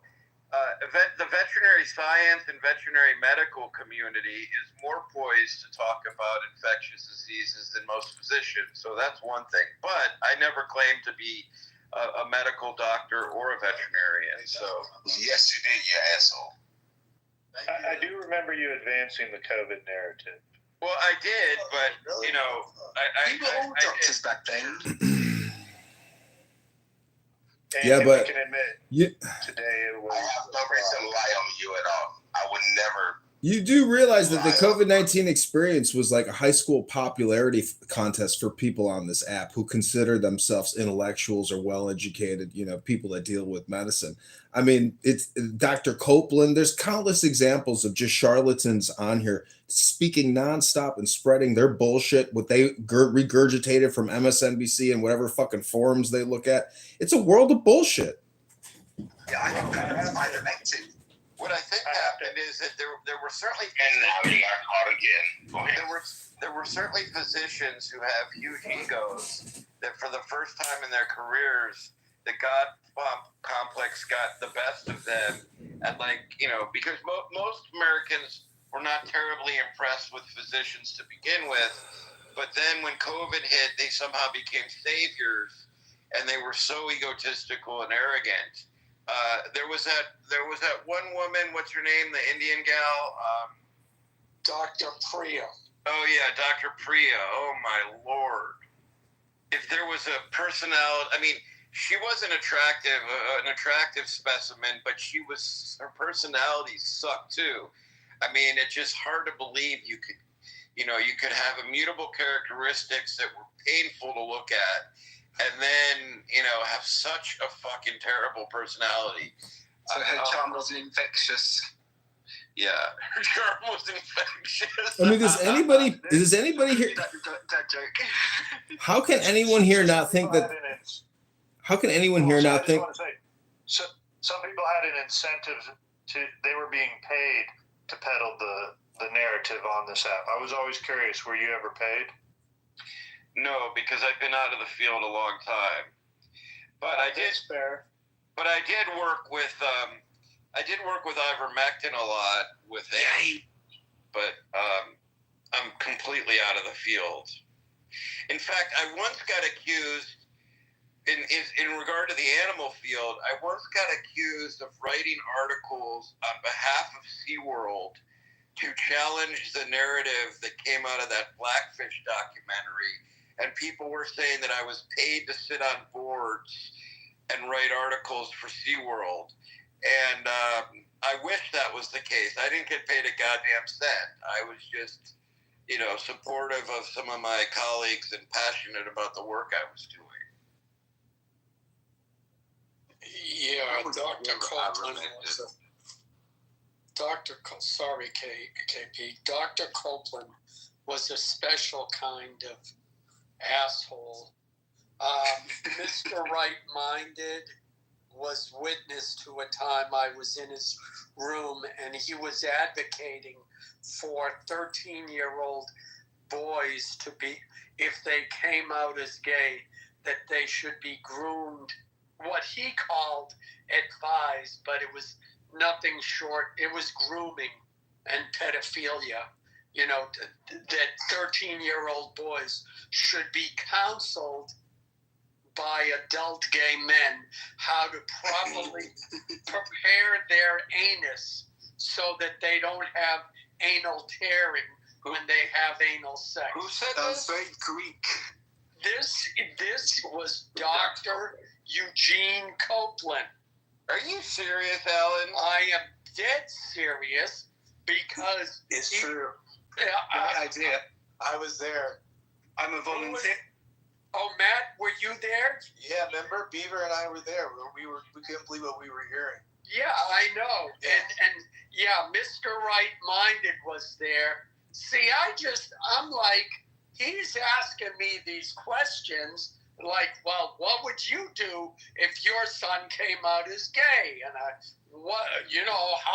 how are you going to counsel him? And I was like, well, if he actually did, well, then it's something we would explore together because I love my son, et cetera, et cetera. The normal answer. And he was like, yeah, but how are you going to counsel him for anal sex so he doesn't rip your ass on paraphrase? You have to say, just as long as you're not trans, it's okay, just as long as you're not trans. Yeah. So literally, I mean, it was, and I couldn't believe it either. It was, it's nothing short of pedophilia. So anytime I hear his name, I bring up that story. I'm done. And I would tell you, veterinarian, it was right around the same time as a few years ago. You just got caught in the smoke because you spoke too much about COVID-20, whatever the fuck it was. And that asshole of Copeland was speaking. You got caught up in the smoke.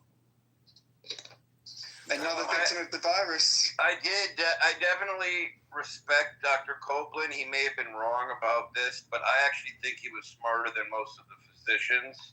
You guys have the right to challenge and disagree with him. When I sat down and wrote out every single thing and sent it, they would never give me a right email address.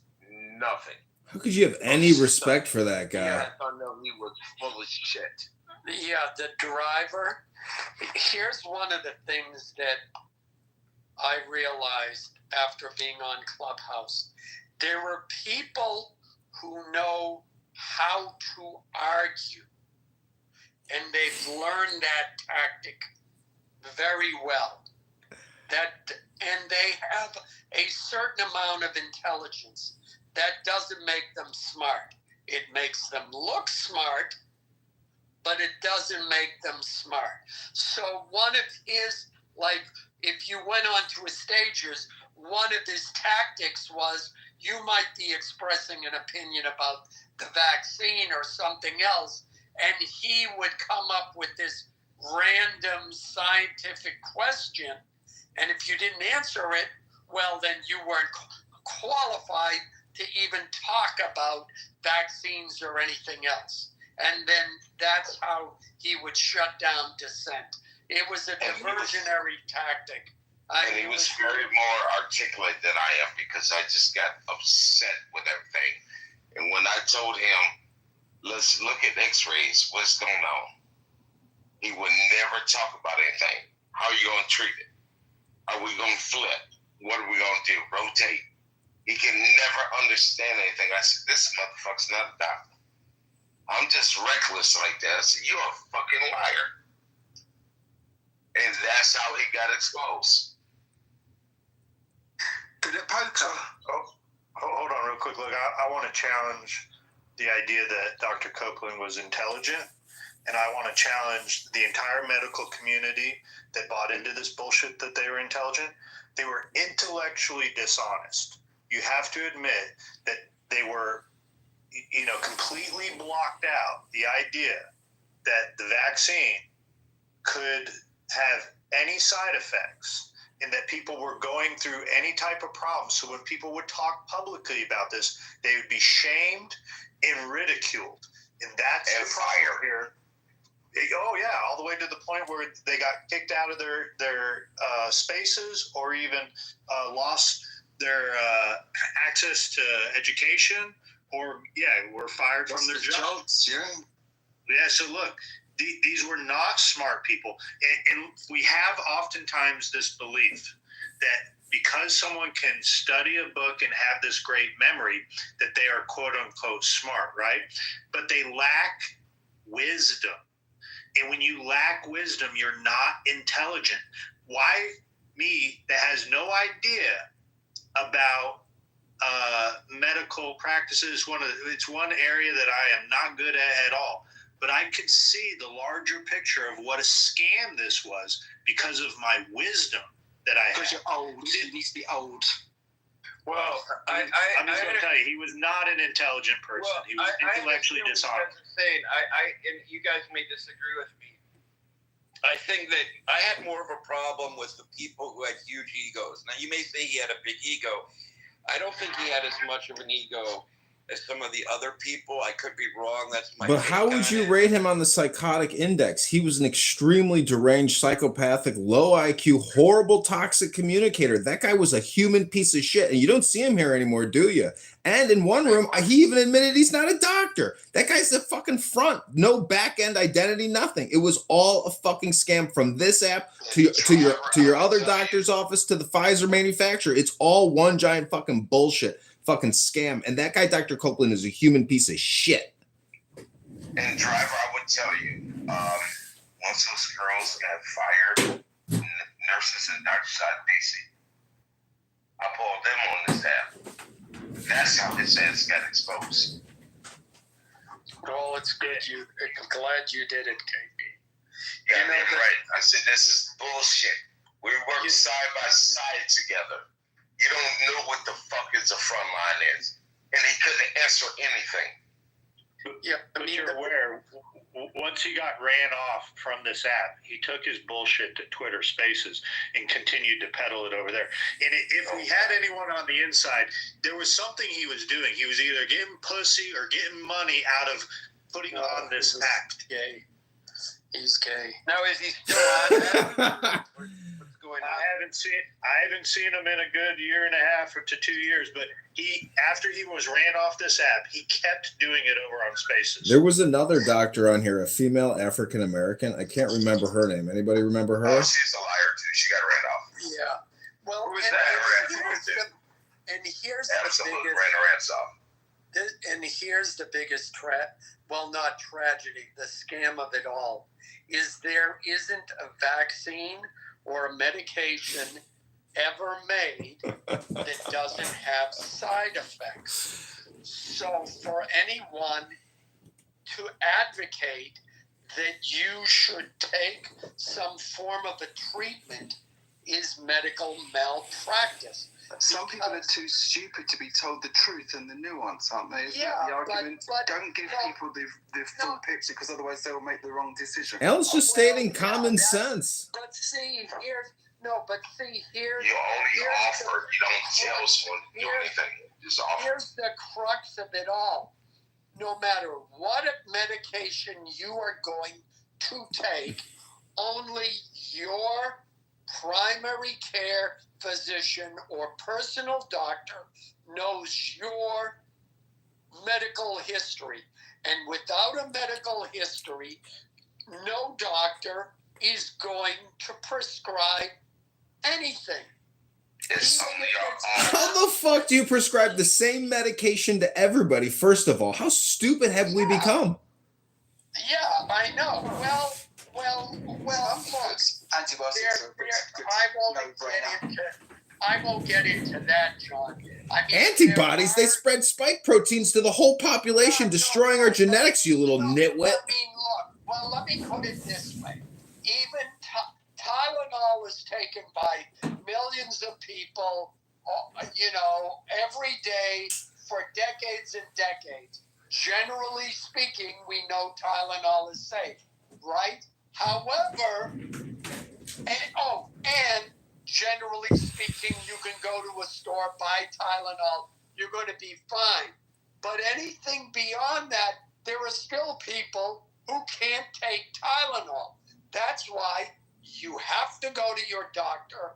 Your doctor takes a medical history and does a workup, et cetera, et cetera. Yeah, but it depends what the risk is, though, Alan. I mean, if it's more likely you're going to be struck by lightning, then you really don't need to bother with the whole It depends what the risk is. You think putting a gun to everybody's head and pulling the fucking trigger is a good antidote, you fucking little tart. But that was a different calculation. That was actually a significant risk. I have a question then for the people that are saying this. So what I'm hearing from this conversation is that any sort of medical advice should be between the individual based on individual circumstances and their medical provider, not the politicians. Correct. I don't think that's a good idea. Okay, so for example, like reproductive health care should be similar. No, Oh, kill all the babies. So we can have this. I would love to talk about how Victoria likes to murder babies. However, I want to remind everyone. I'll go down that. I'm gonna walk down this rabbit hole. I just want. Yeah. Before we go there. But before we go I don't think that there is a rabbit hole here. I think it's just a matter of just consensus that you have to yield. It's a matter of actual just like thinking about, do politicians have the capability, the expertise, or the ability Victoria, you have to yield. We can have this conversation, but we're going to reset it. I just want to remind everyone that Dr. Copeland was a chiropractor, holding himself out on this app as a real doctor. So, Victoria, I want to ask you, how many babies have you murdered? 0. I've helped more children than. Listen, 100,000 babies. 100,000 babies a month get murdered in this country, and we, the taxpayers, spend $1 billion murdering 100,000 of our own children in the United States of America. It's a sick world. You can call it reproductive health all you want. It's murder. Congress actually carves out,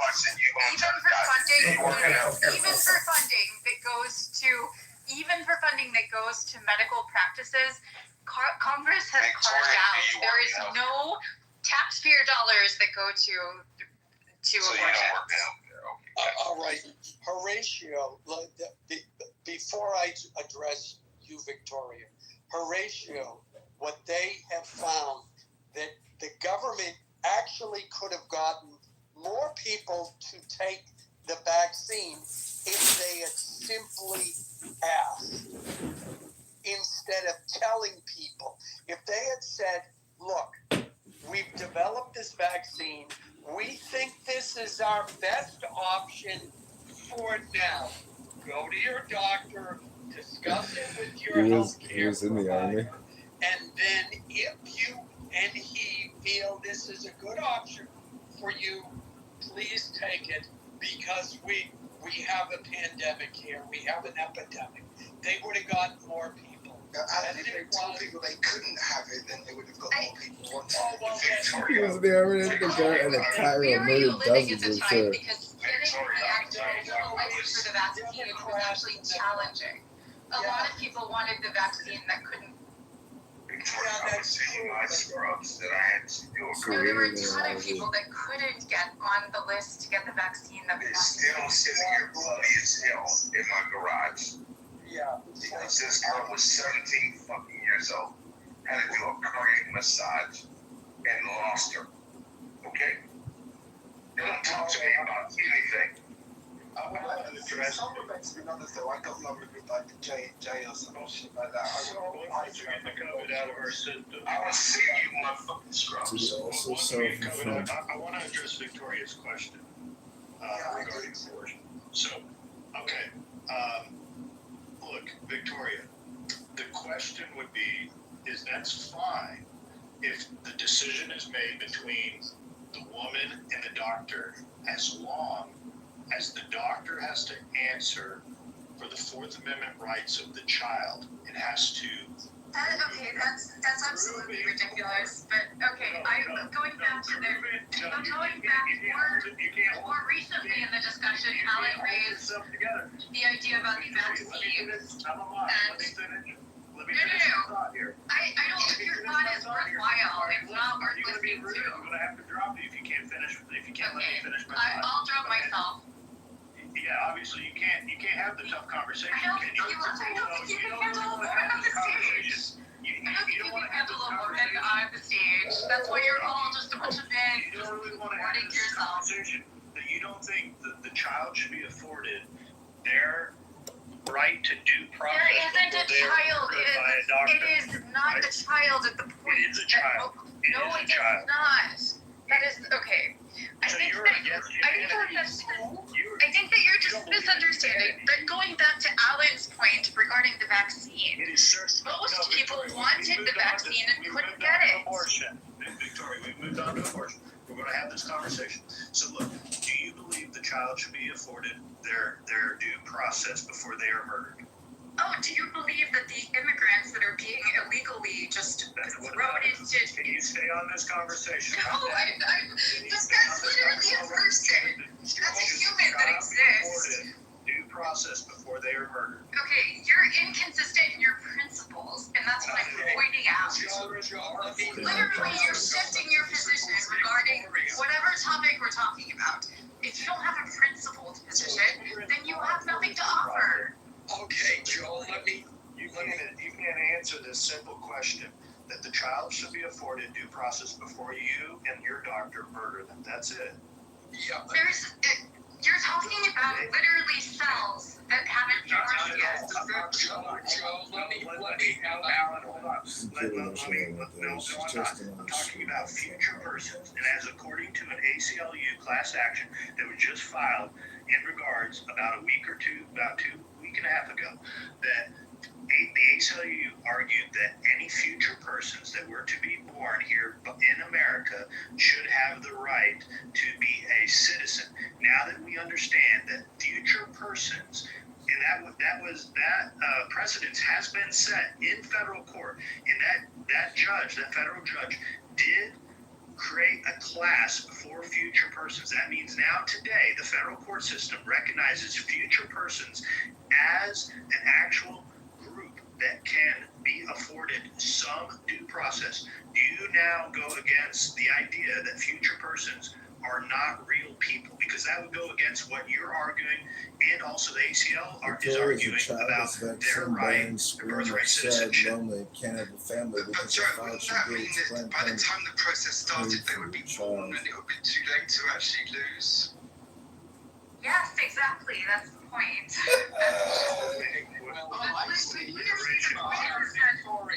Literally, like, if you try to put these sort of medical procedures that are very time sensitive through our process right now, which is incredibly litigious. But there is no resolution. Even under Roe, like the case that was brought forward, she had like this is the point. Like, these are time sensitive cases. Okay. Yeah, Victoria. She has a baby too. Yeah, Victoria. Let's for the moment, let's put aside and topic pregnancies, molar pregnancies. Oh, but that would be great, except the problem is it's not being defined by the state legislators as cleanly as you're trying to. You're trying to set aside these exceptions, and those exceptions are not being adhered to. And that's literally what's happening now. Victoria, I was in the middle of talking. Well, your talking isn't really that helpful or informative. Trust me, I know how to handle a woman. So I am speaking. They recruit Democrats and non-voter women by talking about women's reproductive health, aka abortion, agreement increase for Democrat voters. All I'm talking about, and the only word I'm using is the word pregnancy. Now, a normal pregnancy that will come to term. What is the medical necessity is there any medical necessity to terminate that pregnancy? And by medical necessity, what that means is, under the doctrine of do no harm, if you go into a doctor and say, I'm sick of having This is just two another kidneys, Democrat I political only topic. want one. It's for children, I want aka you to remove communists. it, so I only have one, and I don't want you to donate it. The doctor is, by law, prohibited Virtue, prohibited from morals, removing that kidney because there's no medical or even necessity. law. But it doesn't do any harm, does it? Purely political. Correct. So, under that definition of medical necessity, what is the medical necessity for terminating a pregnancy exclusive of This has nothing to do with virtue, ethics, morals, or even law. It's purely political. Don't fall for the where trap. the fetus, where it will, even if it comes to term, the baby won't, the pregnancy. Alan, you're not going to be able to convince Victoria, and she's not even on stage. What is the medical necessity? Inconvenience. So I just want to point out. There is no, Horatio is not inconvenience. Maybe poor and sick. There is no medical necessity. Okay, there literally been women that have died recently because of sepsis. Like, name one. In Georgia, there was a case. There have been several cases of women that sepsis. They couldn't abort a child that had already. The reason is that the laws are confusing. Right now, you're expecting there to be some sort of sense in the laws that exist. But the legislators went to trigger laws that existed before medical science had advanced. And so we have laws on the books in several states that are so mind-blowingly hard. Victoria, you're like a crisis actress, you know that? It's like you're nothing but a crisis actress the way you talk about killing children, Victoria. Babies! Innocent babies!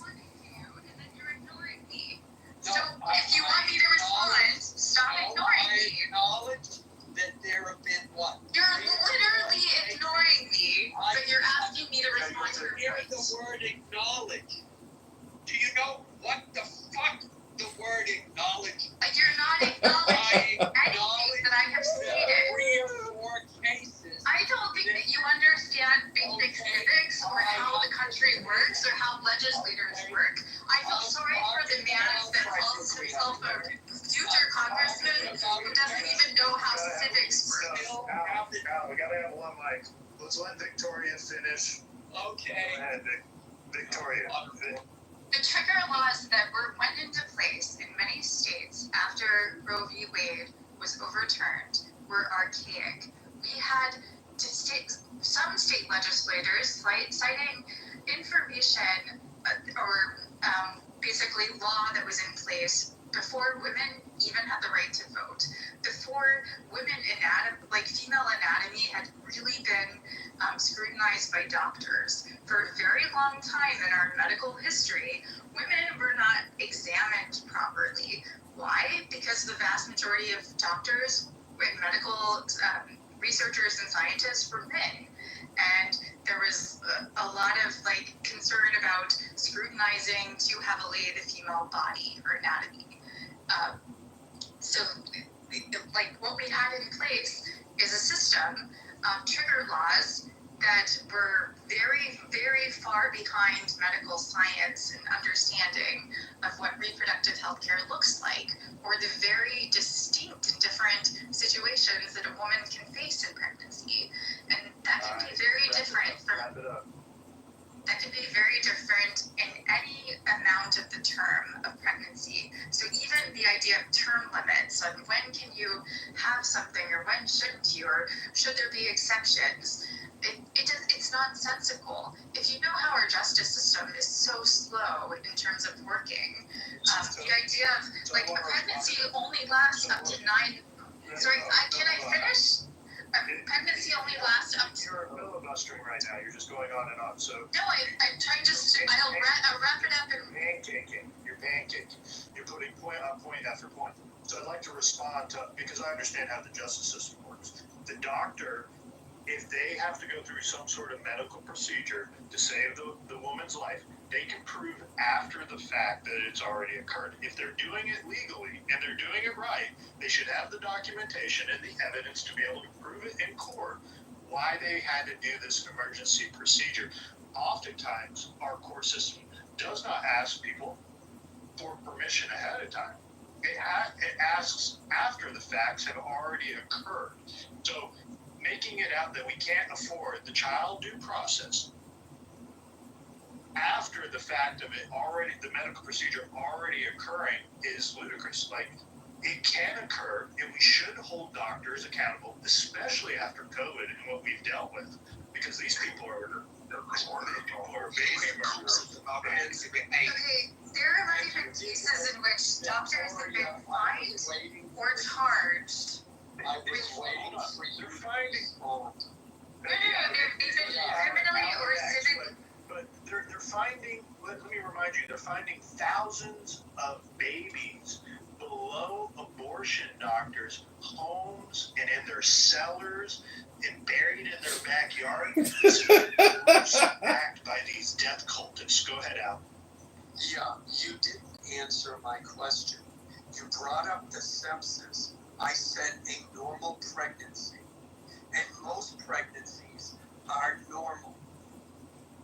Now, that depends on age, blah, blah, blah, blah, blah, yada, yada, yada. But I said, what is the medical justification for terminating a normal pregnancy? There is none. Can I ask you this? What is the victim chances? Yeah. What is the point that you're trying to make? Maybe just make that clear. The point is, there is no medical justification. First of all, there's no medical justification for terminating a normal pregnancy because most abortions are elected. You're using the term normal. You're using the term normal as if there is a normal pregnancy. So that's the point. But that's the point that I was trying to raise, is that all pregnancies need distinct. Are normal. The woman gets pregnant, 9.5 months later, little Johnny is born. That's a normal pregnancy.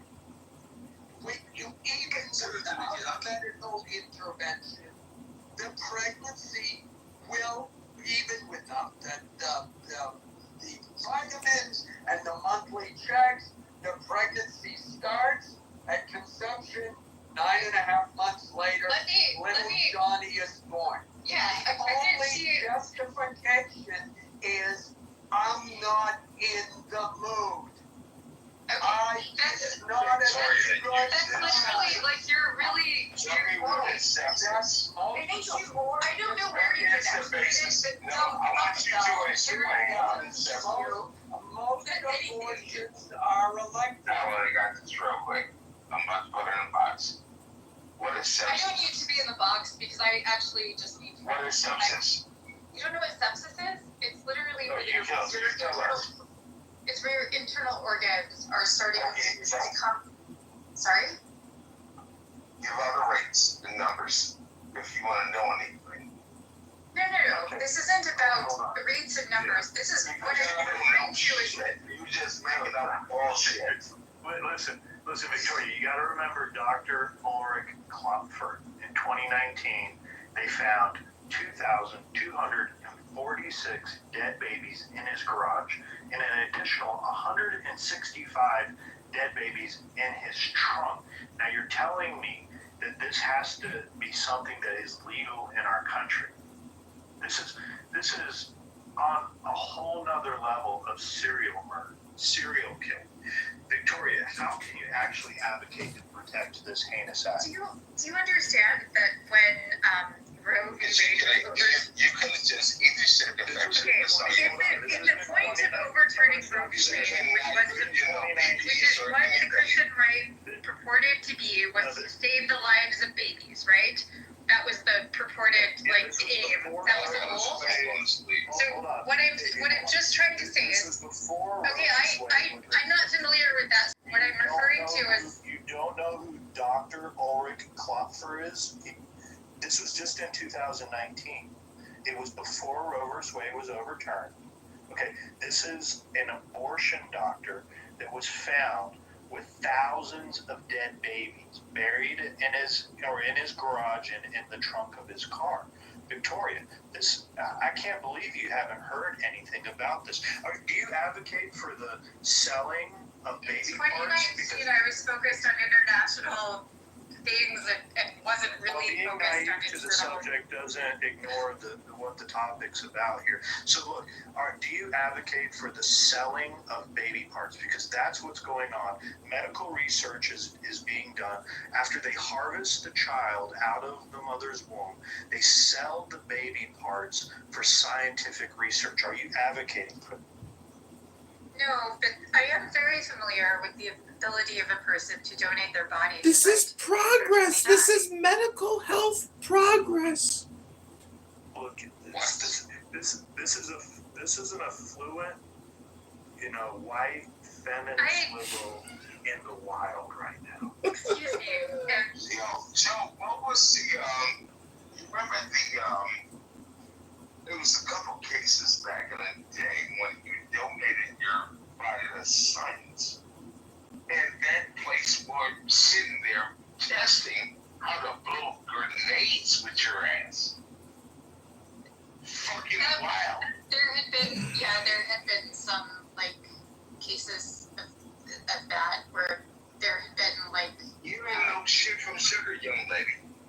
No, I know what I've seen the investigative journalism piece on that. Tell me what case. I don't know it offhand, but I know what you're referring to. Have you ever seen an abortion? Yes. Oh, okay. Do you know how to do it? Africa score? What I am trying to... So you never delivered a baby in your life?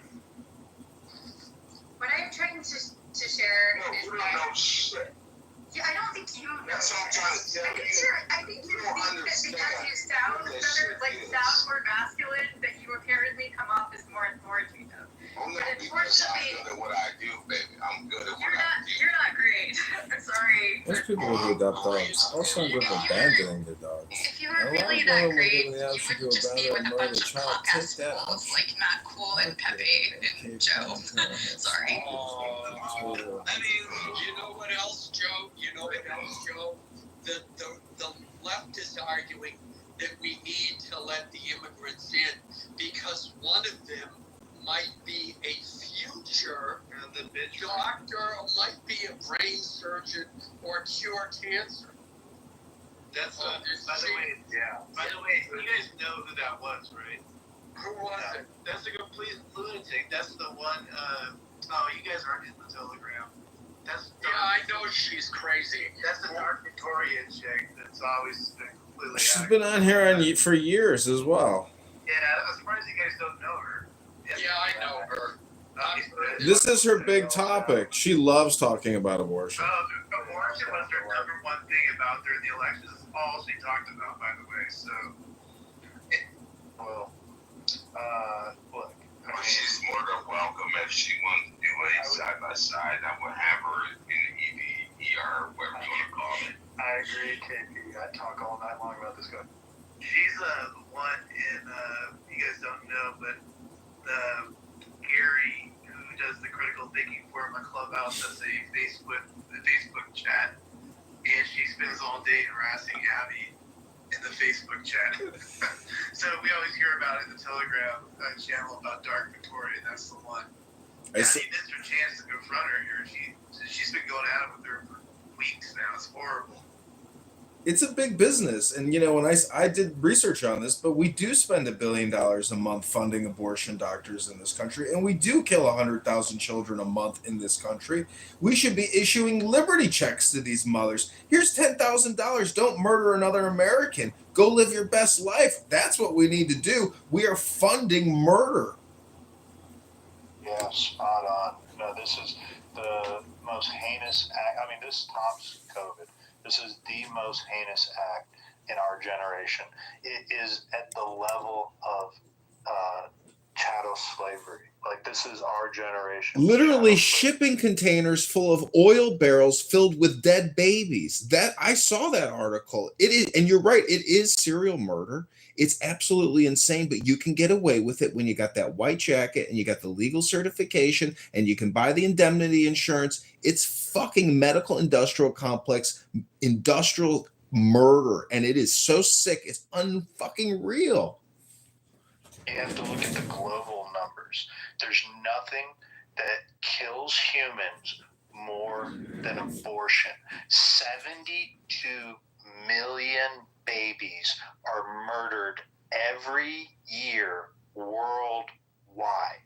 This, in 1 year, this spans more death than the wars that we've been involved in combined. Like, this is, I mean, the most heinous act you could ever imagine. It is genocide of the greatest genocide ever on record. It's wild. Do you think it's almost like natural or a culling? Because, even packs of wolves and these animals, it's so animalistic to just do this. But the problem is these Da Vinci machines and these facilities and the marketing programs and the donations and the political influence, like, it has become its own little state in this country.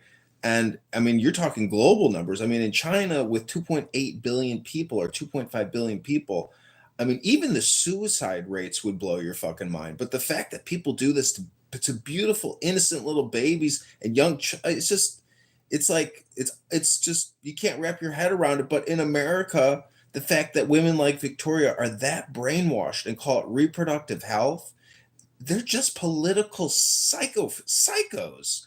I mean, they're sick people. Well, look, you have to look at the medical profession. And I know a lot of people are down on the medical profession. But when you look at the doctors' training, and not all medical schools are the same. I've spoken about this before. But PBS 30, 40 years ago had a documentary about medical students. And at this particular school, it was Yale or something else, each student is given a cadaver. By the end of that first year or second year, they completely dissect that cadaver. And in this one clip, which grossed me out, the guy is talking to the camera, holding some woman's, dead woman's, it's from her calf down to her foot, holding it by the calf, and speaking normally while gesturing with his hand, holding this calf. The only difference between a doctor and a serial killer is their code of ethics, that they believe that what they are doing, whatever it is for the good of the person they're treating. That's it. They may, someone might have diabetes and they got to cut off their foot, but if they don't cut off their foot, that they're going to have medical complications. The person's going to die. Would you want to cut off somebody's foot? I don't, but that's the rationale doctors uses to wrap. Now, there's a reason for this. John, to wrap your head around it, these doctors believe that they are doing good. That's what they think. They're misguided. They're sadistic, but they believe they're doing good. So when you get someone like Matt, I forget what it was, Matt Walsh, with the whole trans documentary, I mean, these doctors mutilating children, they actually believe they're doing good. Well, I won't say all of them, because I think some of them, they actually are sadistic and serial killers, and they take pleasure in knowing that, I'm going to cut off somebody's We have kid. to have an ethics community. We have to have ethics meetings every month. And I a lot believe of assholes. You know, on YouTube, they have medical misinformation policies. When you sit here in these ORs, you have to go do a surgery. You will see some of the heinous shit. Like, what? We're just gonna do this and say, why? Why? Because what? Got to collect that COVID-19 bonus. Well, that was $13,000 and $30,000 your ass is on the vet, plus X-rays and everything else. They would charge you as a U.S. citizen because these people don't have insurance. So it goes back to the taxpayers. And there's been cases, I'm like, hell no, we're not doing this. No, we're not doing surgery. No. It's fucked up, the shit I have to see every day, and I'm sorry to waste on you guys.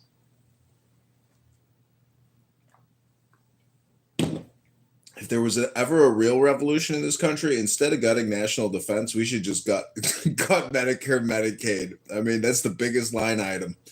And we should keep Social Security and keep the Army. But this Medicare, Medicaid, and how much we fund it, $2 trillion plus a year, and there's $100 billion a year in fraud over 25 years. That's $2.5 trillion in fraud from operators, from providers. It's the biggest racket ever in human history, the medical industrial complex and big pharma.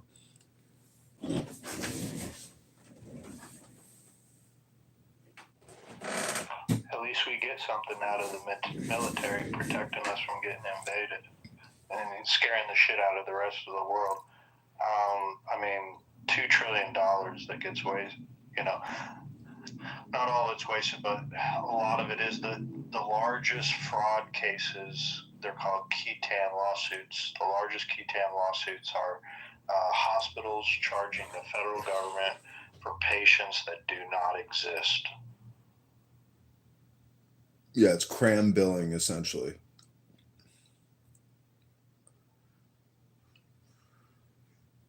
I can't believe in this day and age they're able to get away with that. A non-existent person doing it that way. That's how that's going. What's going on around here? The ones we know of, it's the ones we don't know of that they get away with. But the ones we know of, they had, were caught doing it. But there's a whole slew of them that we don't know of that's obviously benefiting. And how much was the total on the fraud on that? There's multiple cases. I'll get you a top 10 list. I mean, that's the thing. Doge came in handy. Like, I think tonight they just passed $9 billion in rescission. That bill passed to codify basically Doge cuts. So I know it seems like a little bit of money compared to whatever the 30 trillion we owe, but you got to start somewhere. And if we can go after the fraud like that we're just talking about, and like hammer at that with this Medicare shit, the stuff starts to add up, man. Like, we got to do something. It's fucking crazy. We're gonna be broke. Can you hear me, Matt? Is that KP? Yes. Yeah, you're on. Yeah. I was relieved from my position during COVID because I exposed that. $13,000 just to diagnose you have COVID. $30,000 to put you on a ventilator. So that's already 46. And every single day that is an extra, I think it was $8,000. They kicked my ass right out that hospital. I said, this is bullshit. And I had to go all the way up to the CEO, CFOs and say, no, this is not treating me.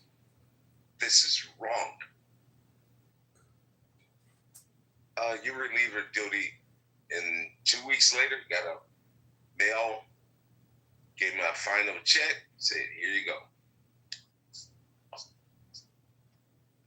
That sucks, kid. I'm not going to do that. You're actually doing the right thing. Yeah. Okay, I got the list for you. So number one would be the HCA, Columbia HCA, $840 million in 2000. Unlawful billing practices, upcoding, billing for non-reimbursable costs, purchasing home health agencies to inflate costs, tenant health care, $900 million in 2006, HCA, $631 million in 2003, St. Barnabas Healthcare, $265 million in 2006, Oroville Hospital, $10.25 million in 2024, Harris County Hospital District, $15.5 million. So look, this goes on. And Cape Cod, $24.4 million in 2024. Extendicare Health Services, $10 million in 2016. American Health Foundations, $3.61 million in 2025, and Sod Healthcare, $3 million in 2025. So these are just, these are the things that were found to be illegal. This isn't just waste. This is just straight fraudulent billing that they're billing the federal government. Joe, I'm gonna help you out here. Go look up tenant where the motherfuckers are located at.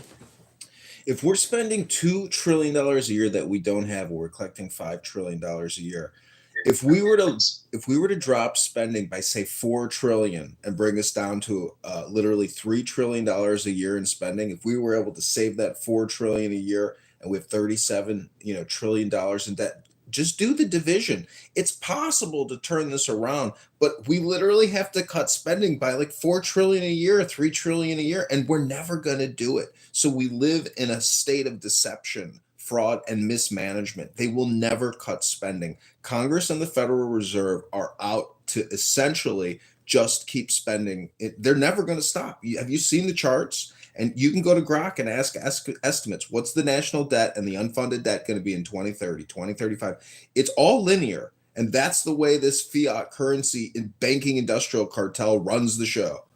But shoot up to Joe, you mentioned tenant. They prey on inner cities. Fucking weird. Very much like Planned Parenthood. Folks, I'm done. Yeah, no, it's like there should be as much of a backlash as there is on health insurance, which there should be a massive one. There should also be one against the healthcare providers too, for how this shit works out, bro. Like, I don't know, I could go on and on about this stuff. I'll pass the mic. By the way, Joe, these folks that actually pull this off, is this like a cabal, or is it actually really individuals that are doing this fraudulent behavior? That's a lot of money to be just. I mean, I guess I'm trying to wrap my head around. There's just everyday people committing this fraud. Is that what this looks like, or is it a ring? Like, what the hell's going on around here? Well, each case is going to have its own individual merits, so I wouldn't be able to generalize each case. I'm not aware of each case either. But I mean, maybe KP understands better how the administrative side. It's the administrative side of some of these health providers. But there's even a larger drain the shit out you. That's all it is. But it's not a group of people though. It's like it's literally just a one person draining the system right now. No. You know, one person at a time. What is it, KP? We have Give me a second. Let me get my You can headphones. Google the top 10 recipients and which corporations get the biggest cut from Medicare, Medicaid, Cigna, United Healthcare, Aetna, etc. Blue Cross Blue Shield. It's actually like you're saying the corporations are getting. Absolutely. It's the Fortune 500 of medical industrial complex. All right. They're fucking A. I mean, it's your health insurance provider. It's the middleman. It's the broker. It's these bastards cause a huge problem in the system. They're blocking it. I mean, it's a waste of money. The internet didn't solve anything. It's been going on seriously since the 1700s. The same key players that we sit here and fund it because they know they can never fail. We just changed company name.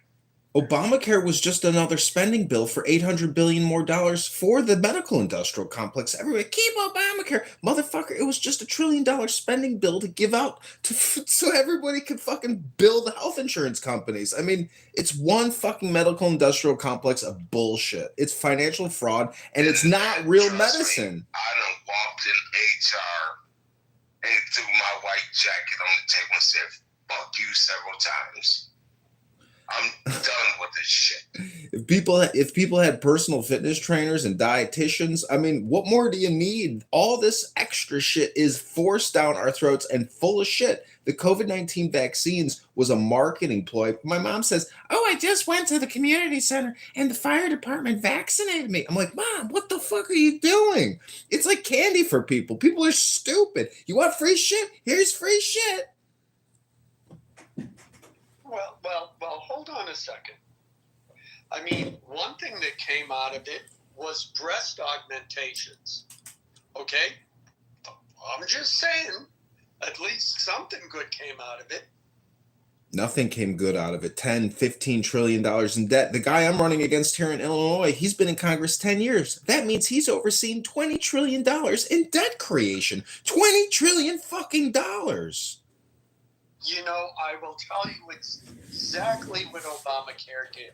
Because at that time, I had the wonderful fortune of having my mother-in-law come live with us.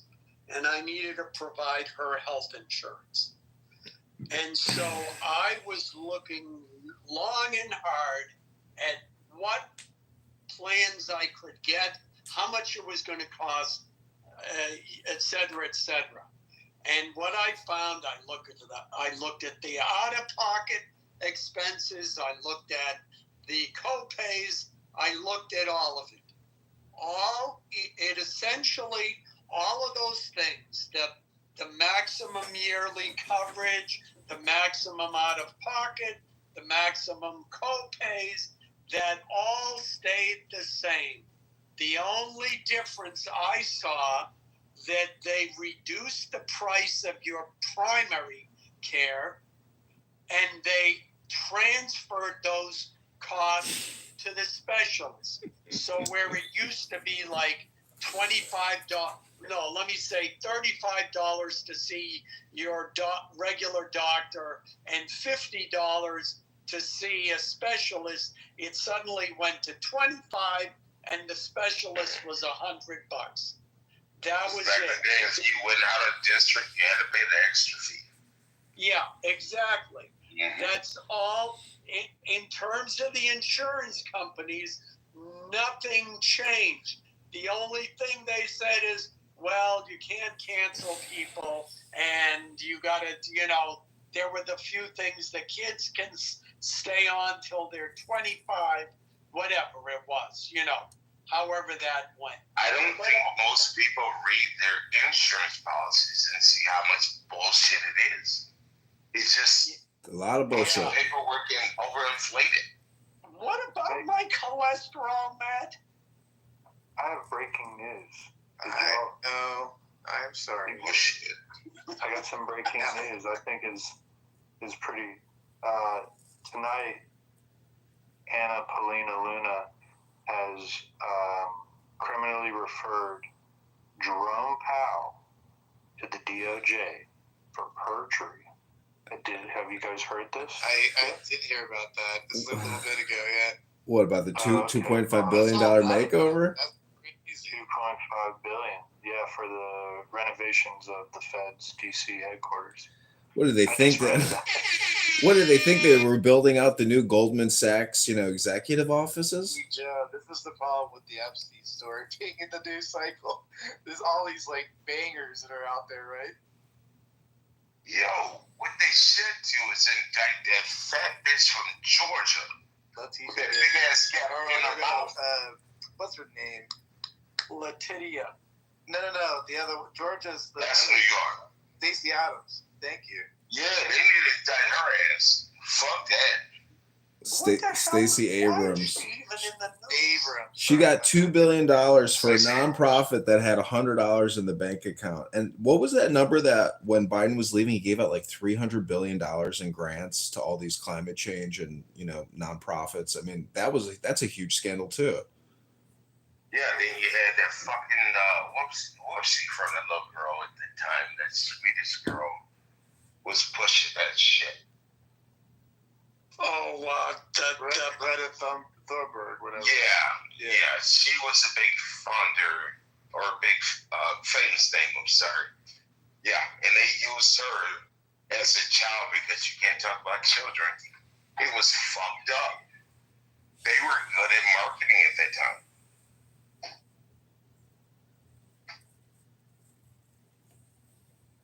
Well, nothing's going to happen to Chairman Powell.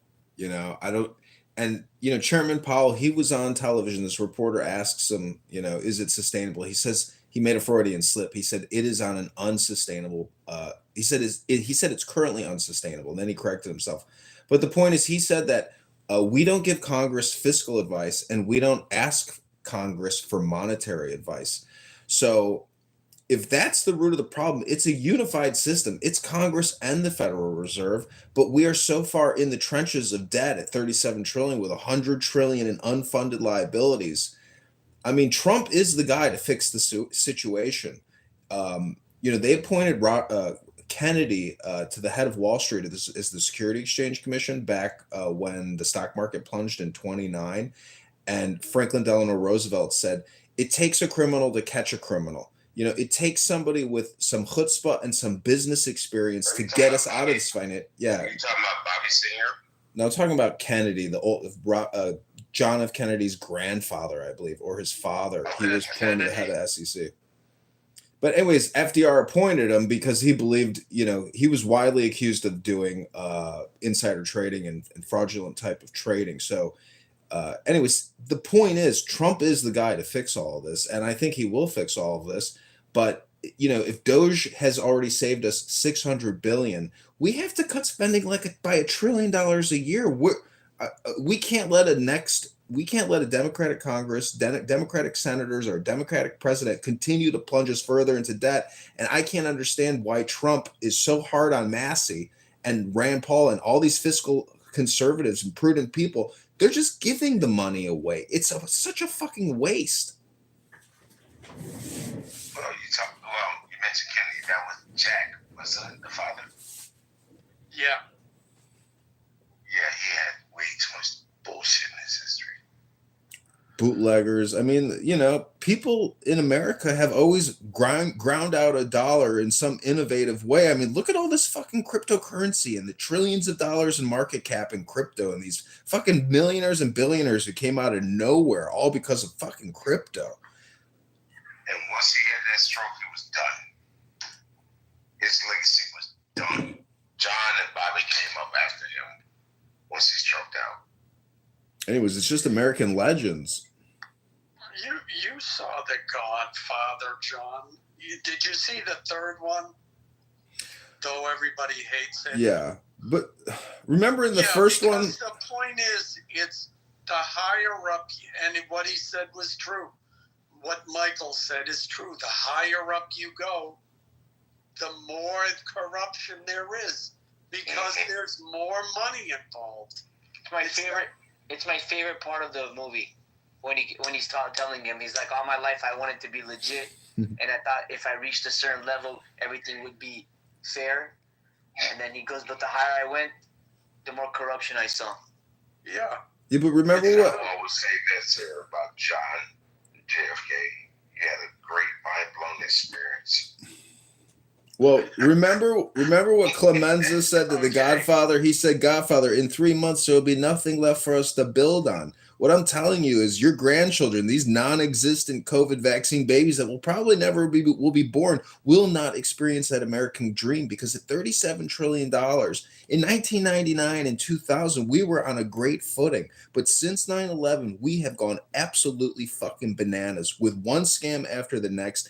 And literally, the amount that we have spent on this war and COVID-19, it is so unfucking godly how much we have spent. I don't know why people don't understand how much of a financial crisis this country has created. You understand, if you sleep with a woman, you can pass this shit.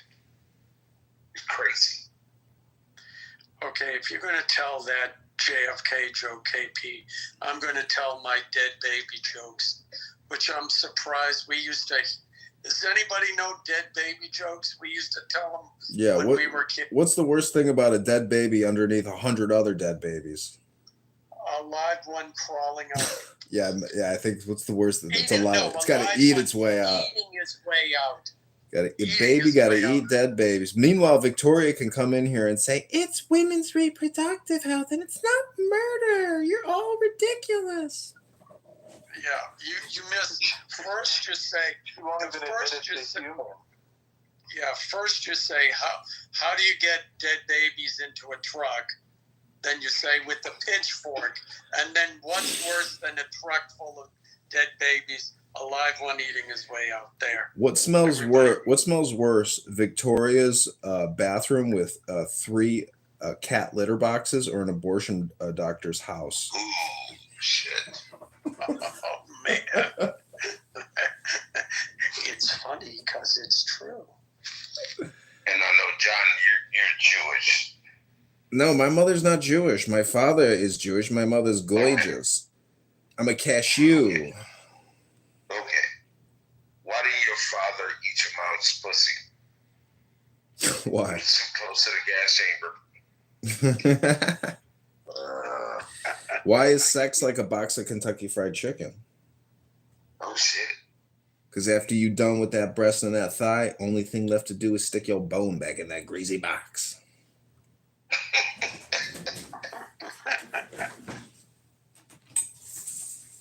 to kick the nigga at home?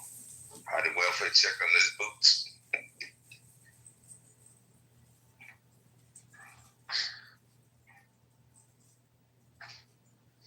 Oh man, these old school jokes, I love them. You know, they say that Bill Gates and Melinda Gates, their divorce was actually a strategic move to protect their assets. Mm-hmm. Yes. Why?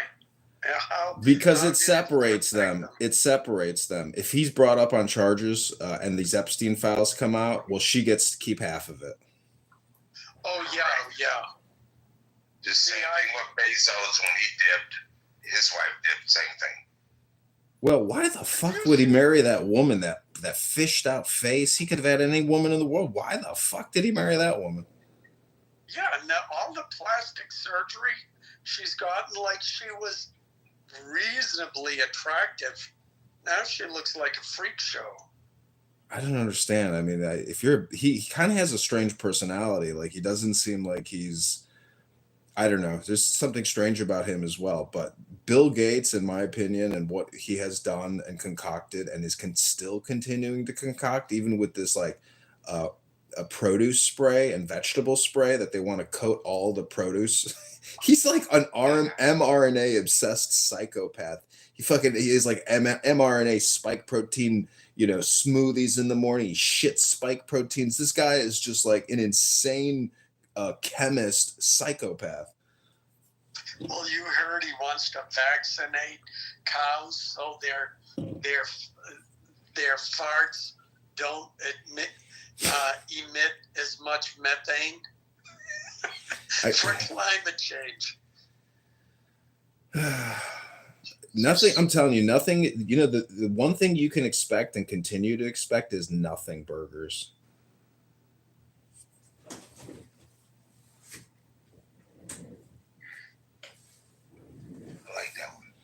Even with especially with this Trump. Going to come from the the investigation of John Brennan. God, I hope so. Well, I put it in the link, and I put the link in the chat.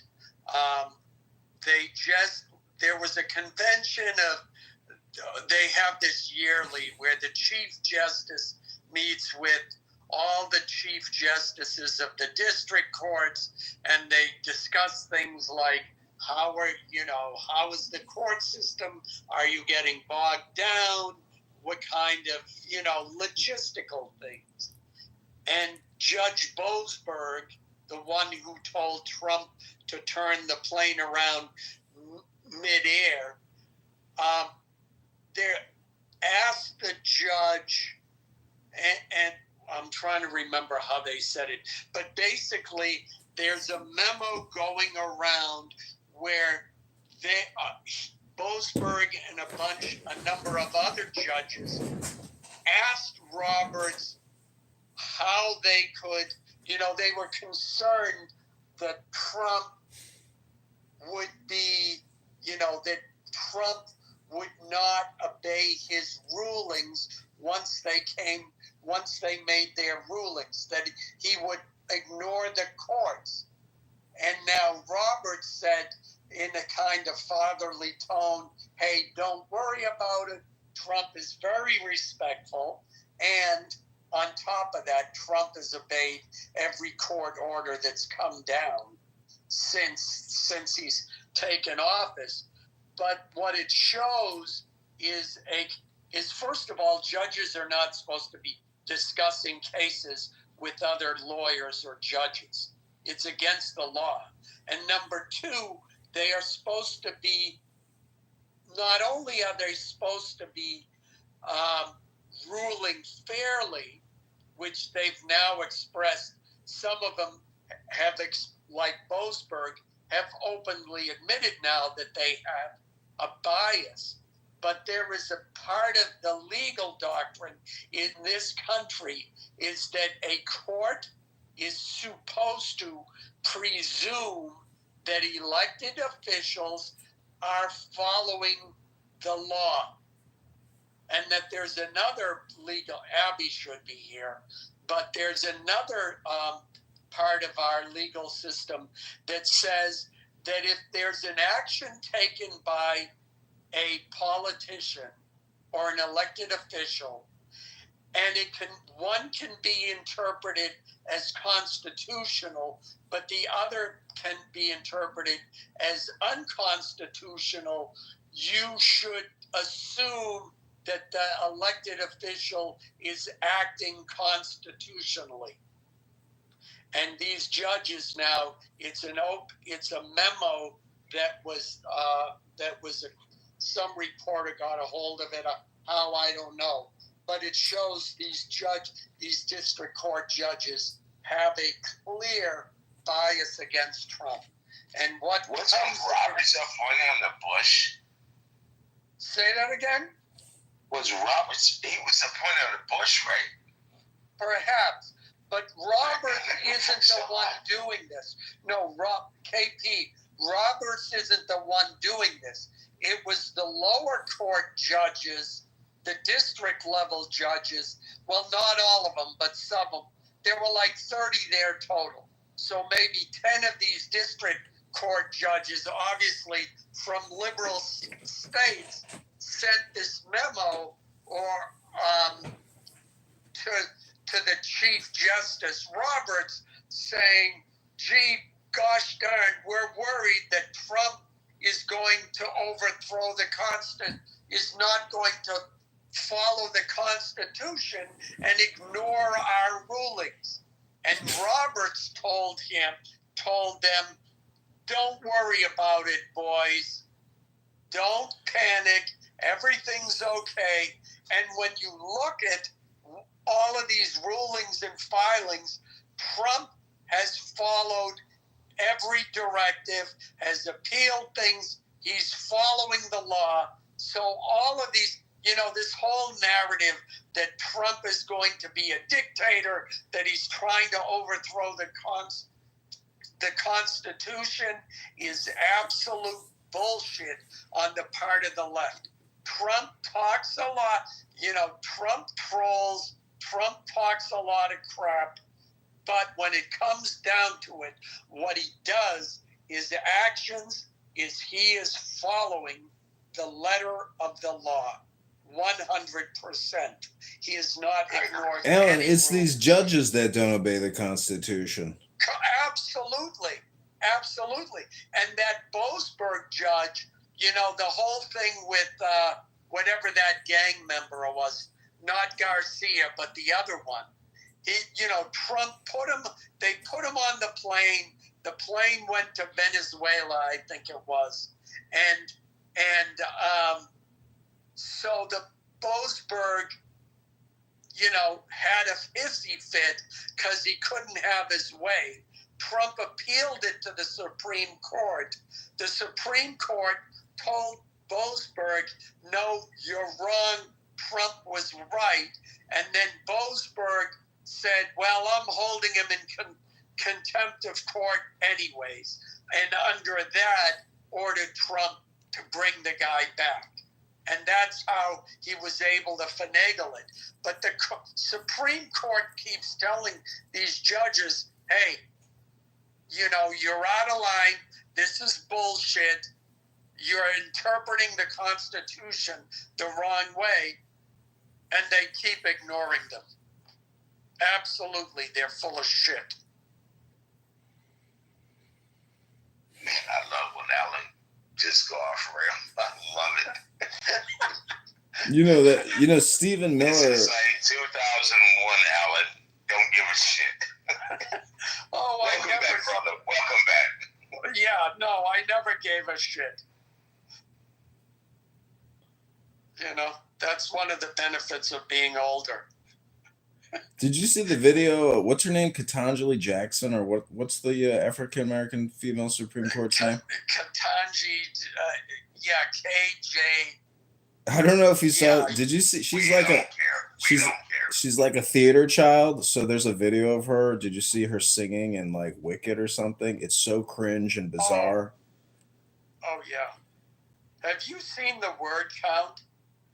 Yeah, I saw that. Like they added up all of the opinions by the various Supreme Court justices, and it's either the average or the total, and like all the other judges, it's like 2,000 words, and her in their either dissents or their rulings, and hers she's like at 15,000. It's hilarious. John, what was the chick that's right outside your district that was getting crazy? What was her name? Black girl. Fuck, she's out of the news now because she got out of office. So I can't remember her name off the top of my head anymore. She was a psychopath, total psychopath. She's just crazy. 2 different jobs with the municipality and the city or some shit. Oh, Tiffany Henyard. Man, yes, thank you. Yeah, that bitch is a psychopath. If you guys want to go look at she got the psycho stare. She got the psycho stare. Yeah, she's a total psychopath. Did she get arrested or? She caused a fight, but she didn't get arrested. She got run off. She got voted out of office. Yeah, they had to run off. And they had Lori Lightfoot, our bullshit mayor, do a forensic accounting and auditing, and then she gave a speech saying that she was buying $200,000 worth of personal shit on Amazon. The thing that really pissed everybody off was her attitude and personality and how her shit don't stink. How she's just a psychopath type person. Lori? No, not Lori. Tiffany Henyard. Lori, at least, Lori was a corporate lawyer for, like 20, 30 years, and she's still practicing. She's married to this like 7-foot Ashkenazi Jewish woman, and they have an adopted child. And people who worked for her said that she was the biggest cunt and bitch they had ever met in their entire life. She was a total impersonal, nasty cunt. That's what I heard. You want to hear the real story? Yeah, go ahead. You want to hear the real story of Lori? Please. Oh, sure. Since you said it, I'm going to tell it. Been an asshole all my fucking life. We are second cousins. Been an asshole all our lives and been a fucking dyke. Been excommunicado from the family.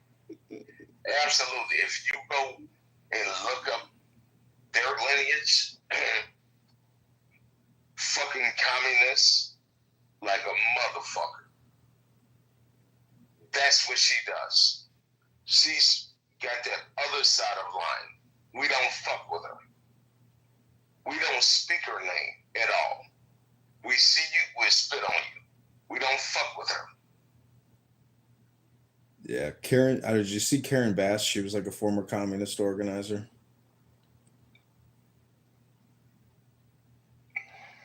I hate her. She's another one. I don't know where these people come from and how they keep getting But elected. she used to be a nice looking, when I was young, she was a nice looking lady, but I don't know what demonic force got to her. We just stopped communicating with her. If you go research that whole Lightfoot line, we kicked the motherfuckers out the family tree. Get the fuck out of here. She's a special one, and I mean, it's a miracle that she won. And she ran against Tony Preckwinkle, who's been head of the Cook County government for like 20 years, and she's another one. And how these people maintain their power, I think it's election fraud. And why we have Brandon Johnson in Chicago, it's got to be election fraud. If you look at the chart and the overlays, you're like, how are all these people in the South Side voting? I don't think a lot of these people even vote. So it's ballot harvesting and it's Democrat control. It's a political cartel that runs Chicago, and they've been doing it since like the 50s and 60s. I mean, they control it. It's their shit. It was the same way like Detroit was like that for a long time, and they still shit. Crazy. These inner cities are fucking nuts, man.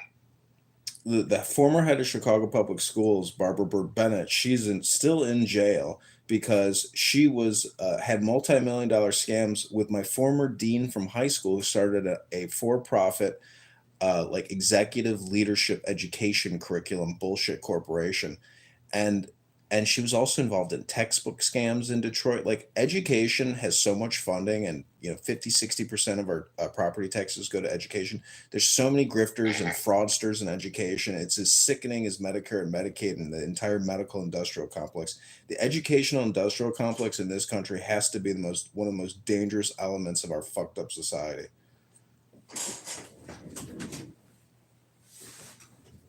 AKA teachers unions. And all these bullshit educators that do babysitting and facilities management and no education.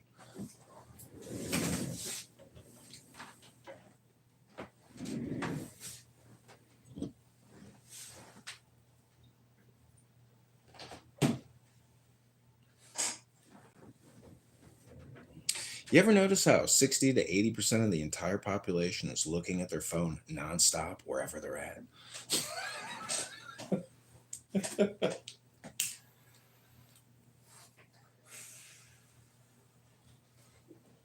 it's a bad addiction.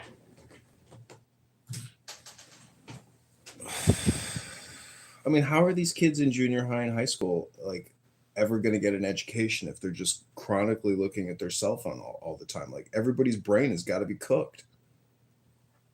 Add GPT, gonna answer everything for them. It's the future.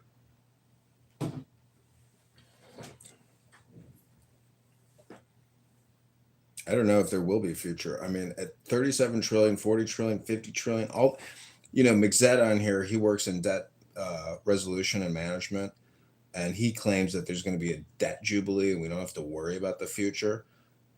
He could be right, and there's some type of debt resolution and it just disappears and only appears in terms of inflation. But if it doesn't and we get crushed with inflation and paying back a debt, how crazy is it that like after a war, there's war, debt resolution. Like Germany had to cough up, all this money after the Versailles Treaty, had to cough up all this money after World War II. But supposedly with the Marshall Plan, we funded it all. My point is, how the fuck in this country, how do we get over this like nonstop borrowing and spending politically and organize? And what are the actual benefits of doing it versus not doing it? Is it just a question of where the money goes, or is it a question of how much we're going to create in new debt? Like what's the optimal balance and solution without this new Green Deal shit and all the other fraud and wasteful spending? I think it's going to take a crisis because they have the automatic increases to all the departments, and that stuff's codified into law. So I don't think there's any way to rein it in until we have like some serious crisis that occurs. But a crisis just spurs more debt. And the HEROES Act in March of 2020 was the first $1.5 trillion tranche, and every single congressperson came up and gave their little speech and said, I think this is a great idea. So crisis just creates more spending. I mean, what we have to do is stop doing, and we have to cut by like $1 to $2 trillion, just to start. I mean, otherwise it just keeps going up. And at one point, 1 trillion plus for debt, just for interest, plus $1 trillion for national defense. Like, people got to take cuts. I mean, it can't just be perpetual economic growth just by borrowing. I mean, you could say that it's our greatest strength that we have this ability, and it fucks the rest of the world who is mixed in with us. So I'm just playing devil's advocate because I really don't know what the optimal solution is. It could be that we can just continue, we just keep borrowing, ad infinitum, because if Washington, D.C. doesn't get, invaded and overrun by some foreign enemy, it is a Ponzi scheme, and we as the American people are the greatest beneficiaries of this Ponzi scheme.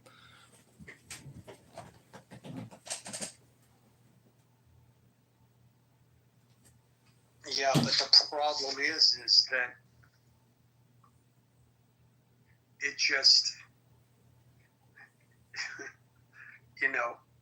you can say, well, the money will never run out, but at a certain point, the debt will overwhelm us to the point where we're spending trillions of dollars just to pay something that, pay for things that we used 30 years ago. Well, then it's like a strategic bankruptcy. You run up the credit cards as high as you can before you default. I would say war.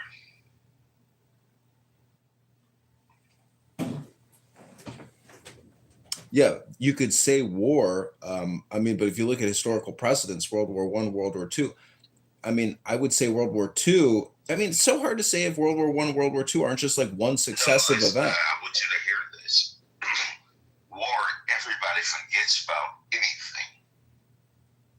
They just gonna keep tricking us. No, that's the distraction. I was watching television today and I'm like, God, this is such a fucking huge distraction to like the real big problems. But people are just so mesmerized by, pictures and videos. And it's all just one giant hypnosis to make everybody stupid and not realize that there's a crisis and people shouldn't even be patriots. But what I'm saying is if there is war, China might be smart enough to know not to fuck around and find out. But we're already in war. For Christ's sake, it's like been 24 years of nonstop war and shit is still super hot. Ukraine and Syria and it got like we're already entangled in like 5 to 6 different battlefronts. Trump has dropped more ordnance. What's the second war? We should have never got to the Cold War. Bullshit. That was dumb. That shit's wild. I'm born in 82, but the amount of money that this country invested in the Cold War is insane. Ridiculous. But supposedly we won. Was part of that problem. The collapse of the Soviet Union, could have essentially prolonged a nuclear war. So, a nuclear war is still real. Some people on this app don't think that Russia has nuclear weapons. I think they're stupid to think that they don't have nuclear weapons. The Russians are extremely intelligent and technologically advanced, and there's no way that they don't have advanced nuclear weapon systems. They always had nukes. Yeah, you know, I remember when the war in Ukraine started, people on the left were saying, oh, Russia isn't that big. It isn't a superpower. They're going to fail. I mean, downplaying, like ignoring the last 100 years of history. It was ridiculous. It made me John, you made me a lot younger. We had Gorbachev over there. He was fucking wild. There's a lot of rabid Russian haters on this app. Sycophants when it comes to hating Russia on this app. And the thing is when the Soviet Union collapsed, we won. They're supposed to be our friends now, right? But no, you know, I attribute it all to when Trump said in that speech, you know, hey, maybe we need to get Hillary's emails or whatever. And he said, Russia, are you listening?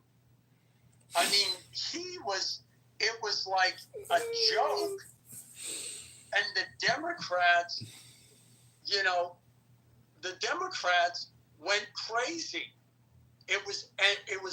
He said that, and it was after that, the whole Russian collusion thing and the Steele dossier and on and on and on, and Russia became the bad guys, you know? And we don't, look, Russia does plenty on its own that people can criticize, but it was, you know, it's nothing like the way Democrats ran with it.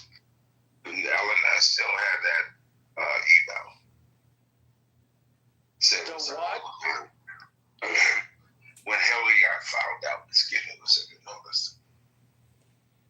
Oh. You know, I don't know if you follow Macron at all, but I mean, Europe must be supplying a tremendous amount of weapons and advisors to Ukraine. I mean, this really is like a World War III, but not labeled as a World War III. I mean, it is most definitely a major global conflict that is not going away because Europe, like Trump just said the other day, he's like, I'm amazed at the thirst for war with these European allies and partners of ours. He's like, they blow me away how aggressive they are. So, you know, this whole thing is in many ways about bringing down Putin's government and regime changing Russia. That doesn't seem to be going away. You know, I haven't checked, but there's a website. It's called, and it shows all of the military action going on in Ukraine. And it shows the territory that Russia has, shows where their forces are. It hasn't changed in 2 years at least. I mean, you know, there's no movement, and still they want to spend billions. In the meantime, Ukraine is getting decimated. Yeah, they might have a drone attack in Russia now and again, but no, they should, you know, Trump was correct when he first got into office, you know, but you know, Zelensky was, you know, too stupid to take the deal. He's a dancing gigolo and a comedian and an actor. You're high as a goddamn eagle's ass. You fucked up. Zelensky is the high as shit. He's the problem. He's the problem. I mean, even that Oval Office meeting, that was wonderful. Comedian. That's all you are.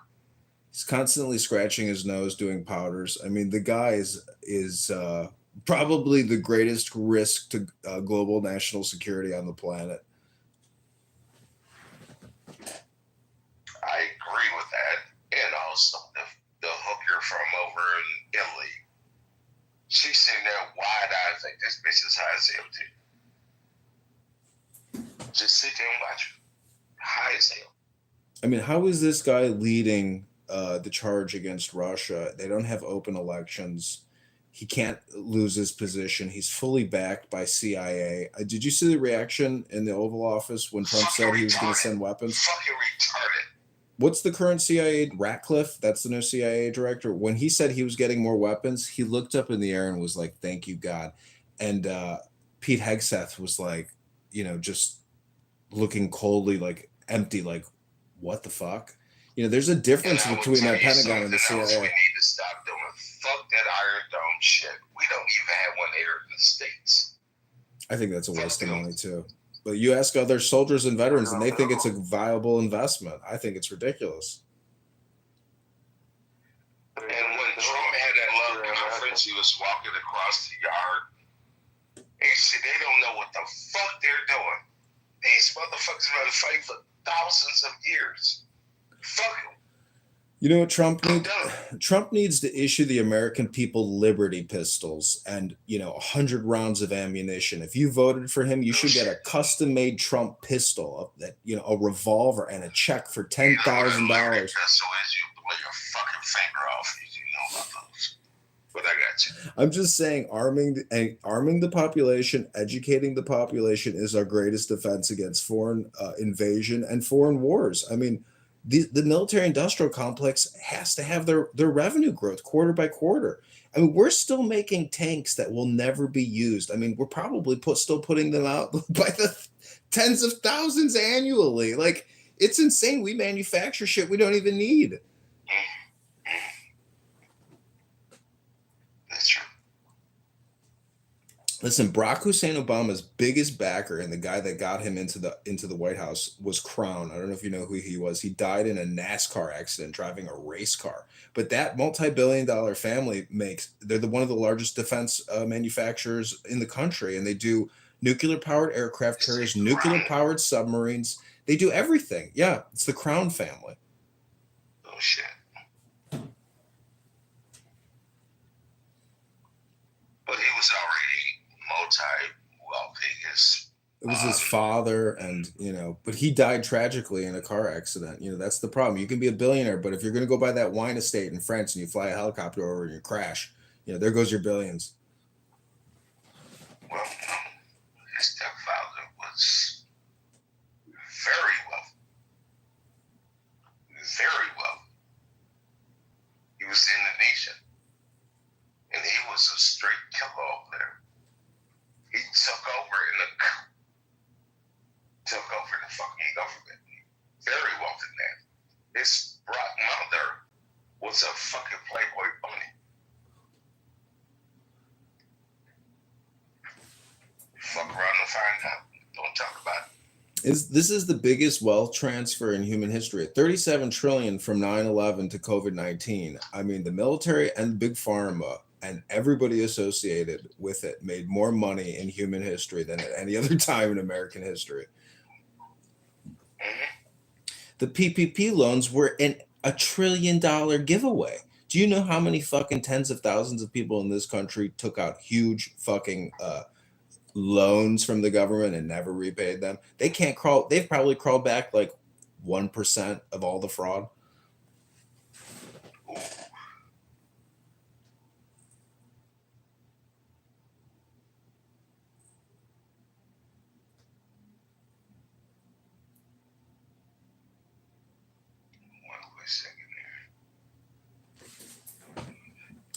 The next battlefront is definitely going to be Syria.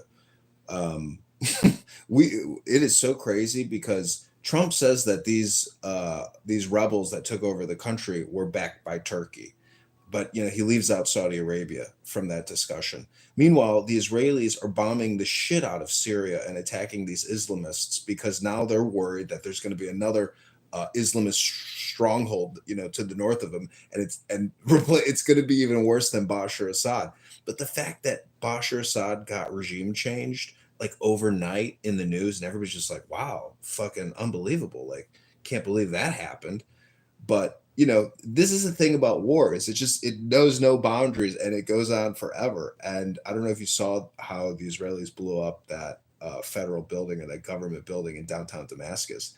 And, the news reporters were like fucking jumping out of their seats because I think they might have been in one of those associated buildings. But I mean, this war is not ending, and Israel is not afraid to apparently make any type of strike. Like the attack on Iran, the attack on Syria, is like these things are unbelievable that Israel is even doing these things, and they're not going to stop. So this is like a war that has months and years ahead of it, and that costs a lot of money. And we're not going to stop spending, but you know the Middle East is hot, and Ukraine and Russia is hot, and it's just not going to cool. This is like perpetual war, and it's fucking flabbergasting that it's never going to stop.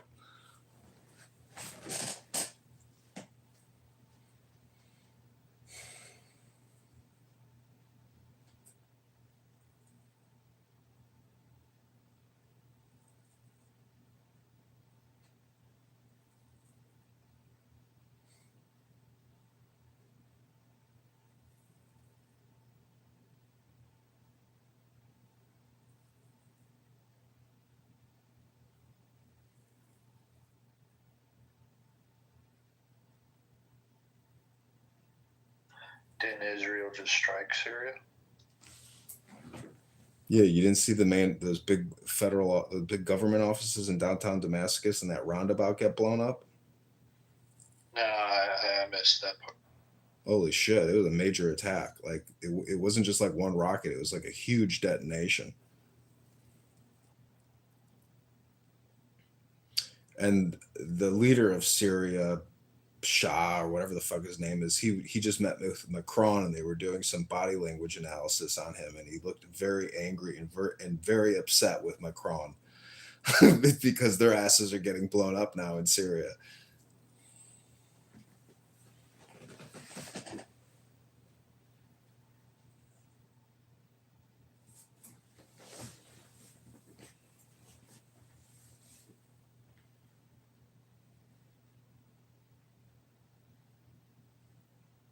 That's the thing about these liberal rooms, they're very critical of everything, and but I've never met anybody involved in a peace movement in this country, like an actual peace movement. But everybody has their positions, and their politic. But I've never met anybody actually interested in like a sincere peace movement. I've never seen peace protests. Everything is. Can you hear me? So, can you hear me? Yeah, we can hear you. Mic check. Okay, thanks. Yeah, we can hear. That's a good did you look up who Lolo Tachura was? No. Mm-hmm. Look it up. Crazy shit. See, that's the thing about liberals and Democrats. Basically, they're communist socialists who don't care about the debt, and they know, but will never discuss the Federal Reserve and borrowing and spending. Everything is you're cutting Medicare, Medicaid for 7 million people. Okay, those people aren't even citizens. Okay, there's a huge amount of fraud in the system. Like these Democrat liberals are so polarized politically, they can never discuss any actual analysis of the situation, the government, the finances. It's just politic all the time. They're not pragmatic. They're not intelligent enough. They're just so fucking brainwashed that it's like they can't look at a balance sheet. They can't look at an income statement. They can't do any basic math and accounting. And, they don't live in reality. The AOCs, the Mamdanis, Bernie Sanders, they're the biggest hypocrites and the biggest frauds amongst us.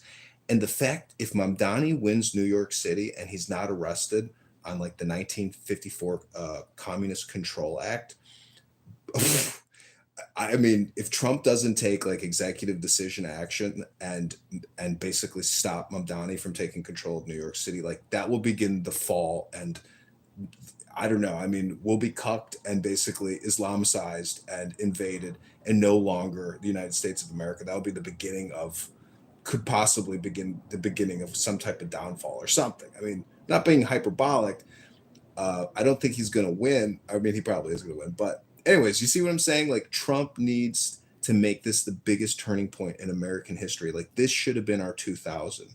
Instead, we got sold a bill of lies on 9/11, and it fucked us in the ass. And we're essentially pulling the dildo out with Trump. And Trump needs to take that dildo and smash every living goddamn traitor in our midst over the next 3 years.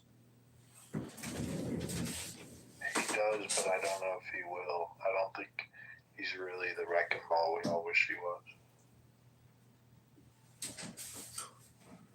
I think he's great, but he plays ball with the insiders too much.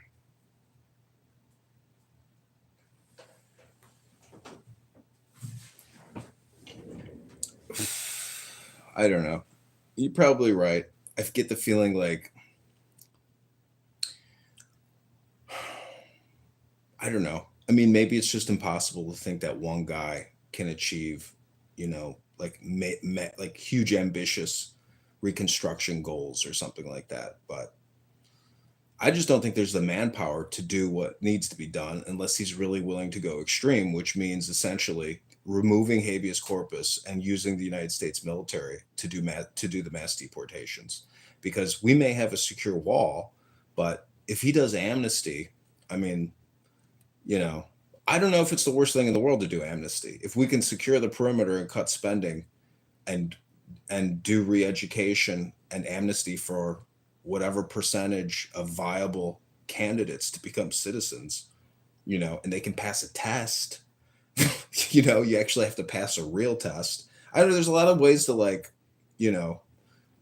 to do real things because the manpower and the capability isn't there. Like, when a plant or a tree has already grown, like, the excavation work is, difficult to do. And I don't know if it's feasibly possible, but anyways, this is just late night political ramblings.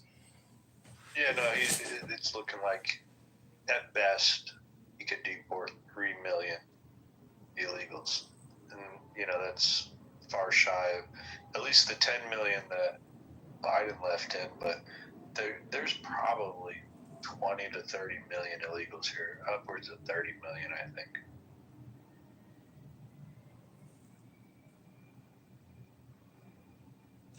He won't be able to get them all out, but I'm just hoping that the Overton window is pushed a little further to the right. Like, right now, the American people resoundingly support it. So this is a big change, something that's taken decades to get to this point where just the American people support it. So it's like, take small victories and stack them up. That's kind of how I'm looking at it. And Trump could be the Nixon, and we're still waiting for the next Reagan to come along after Nixon. We might have to go through a Jimmy Carter to get there. I don't know. I mean,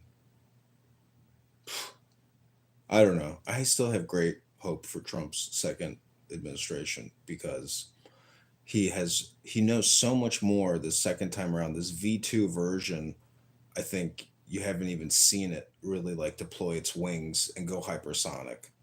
And I think that, there's a lot of preparation and setup to do whatever programs and projects he's planning on doing. You don't just, rush right into it. I mean, you take your time, you do a thorough analysis, and you spread it out, and you don't rush whatever he's planning on doing. But, I mean, in terms of like American history, like if he does something big, I mean, when I saw Netanyahu, tell him that he nominated him for the Nobel Peace Prize, I mean, to me, that's like funny. That's almost like a troll and comedy, but at the same time, a little ridiculous and kind of cringe, but still nonetheless funny. Like, there's a lot of funny aspects to his, presidency.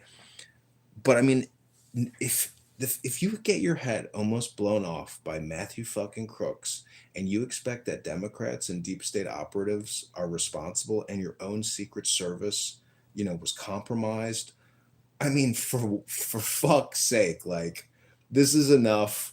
I mean, I don't know about you, but like, if you were in his shoes, wouldn't you be even crazier? like 100 times crazier and would have done arrests already and would have made it your one fucking priority to make this the priority of every American. Like there's a lot of things he hasn't done, which, he's not psychopath enough to do. I mean, he could have gone full Mussolini on day one and said, that's why I'm saying this, maybe this Epstein thing is a problem for him. And, and he is co-opted. I mean, who knows? People get compromised. I'm optimistic about it.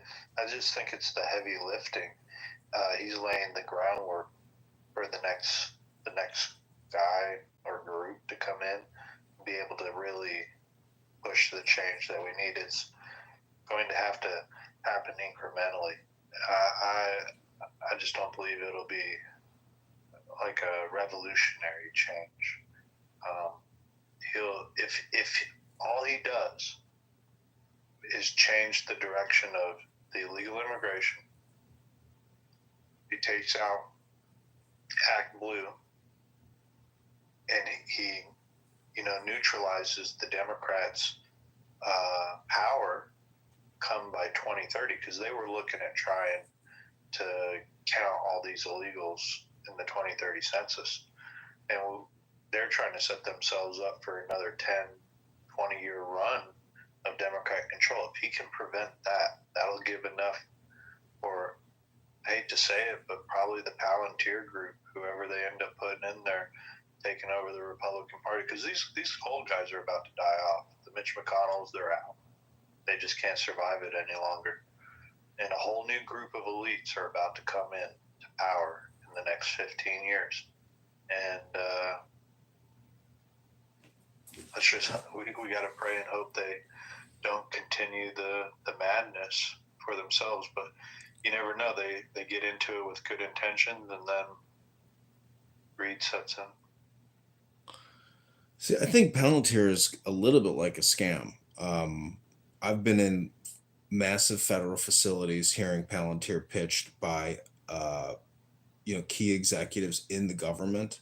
So you have government employees pushing Palantir on government employees. Everybody wants to make money with these elite pedophile, psychopaths. I mean, I don't know if you like, Peter Thiel. I mean, sure, he's intelligent, but when you think that he's an elite homosexual having sex with young men, and Palantir has gone to $100 billion, $200 billion market cap off of federal contracts. I don't know. That's just me. It's like, you can't really sell me on anything, sir. Like, I don't like him. To me, he's one of those zombie type of guys. Something strange. It's not something strange about him. Like, the guy has a major corporation and a major, investment bank. I mean, I don't know what his total net worth is, but it's insane. Like, he's, way up there. But if the IRS gives over all of the American data to Palantir, or if they already haven't, and that data is already, available, I don't see him being a friend to the Republican Party. I mean, he's mercurial and he'll shift left. I mean, because if one thing is true, these Democrats get bought nonstop by whoever, has the money. So, I mean, Palantir to me is basically, a net negative for the American people. No, I don't like him, but to replace the only way to replace elites is with other elites, and the Republican Party doesn't really have. I mean, their donor class is awful. These people aren't like quote unquote true believers or anything. These aren't like patriots. They're very transactional. So there isn't like this right wing true believers like what the Democrats have that are, major donor class. So we're kind of, unless another group comes along, I mean, it's going to revert, the Republican Party will revert back either to the Bush wing, or it's going to be this new J.D. Vance Palantir wing that gets in there. So I don't really see another, unless you're aware of another group of elites that will be able to dominate the Republican Party and then take control of the country. Yeah, it's like a combination of banking and technology elites, because Jamie Dimon and the CEO of Goldman Sachs and Wells Fargo and every major, and the hedge funds like Citadel. I mean, these mega donors like Ken Griffin. It's an amalgamation, and then you have Mark Zuckerberg. So it's and Musk. So it's like a combination of communication versus banking, in terms of like the donor class. But I think to say that like the Republican Party doesn't have its elites and doesn't have its billionaire donor class, it's no fucking way, dude. I mean, like everybody who backed Trump and George Bush, I mean, are technically, that donor class. And then there's people who would still shift over, but it's a brand.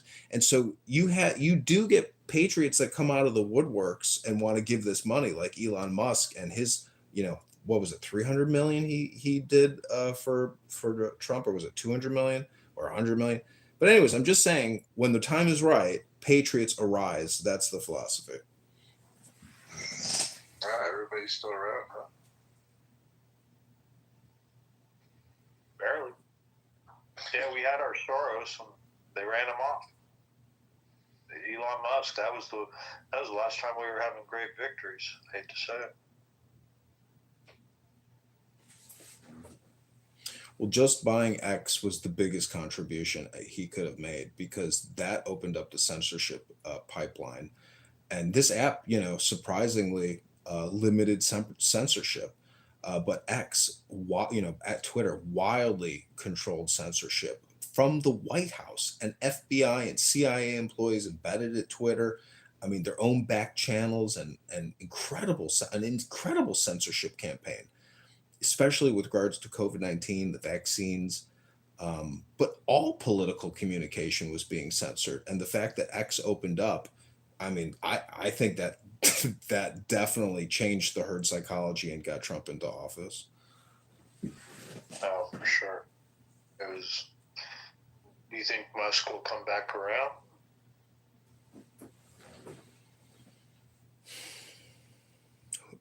I don't know. I saw a news article that said his approval rating with Americans is only at 25%.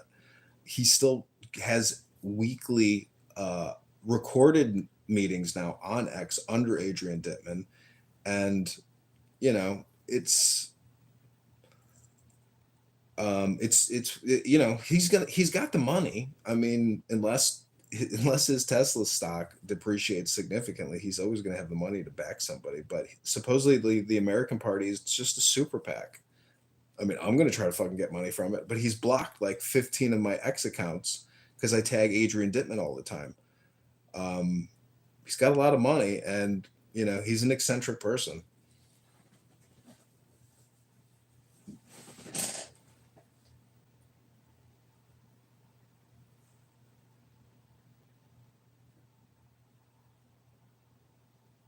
I don't know. It's hard to think about what it'll be like life after Trump, but they'll be thinking about it here soon. Listen, Eric or Ivanka could clean up. I mean, it's a family political dynasty now. It's a political brand dynasty. And, they have essentially cornered the market on American political branding. The Trump political dynasty is essentially the new Kennedy dynasty.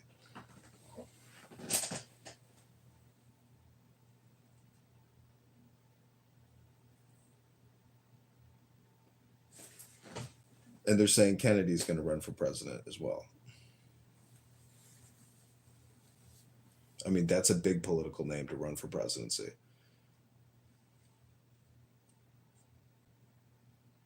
I bet Marco Rubio does too. Yeah, I don't know. Robert F. Kennedy's voice cracks so much still. It's like Rubio really is a great communicator. He did really good in those debates, I thought. He I mean, shit, that guy is, American bona fide history and political, royalty himself at this point. Yeah, I think he's recovered his image from the Gang of Eight. That's all. I'll never forget him doing that. But he's done pretty damn good as a Secretary of State. I got to give it to him.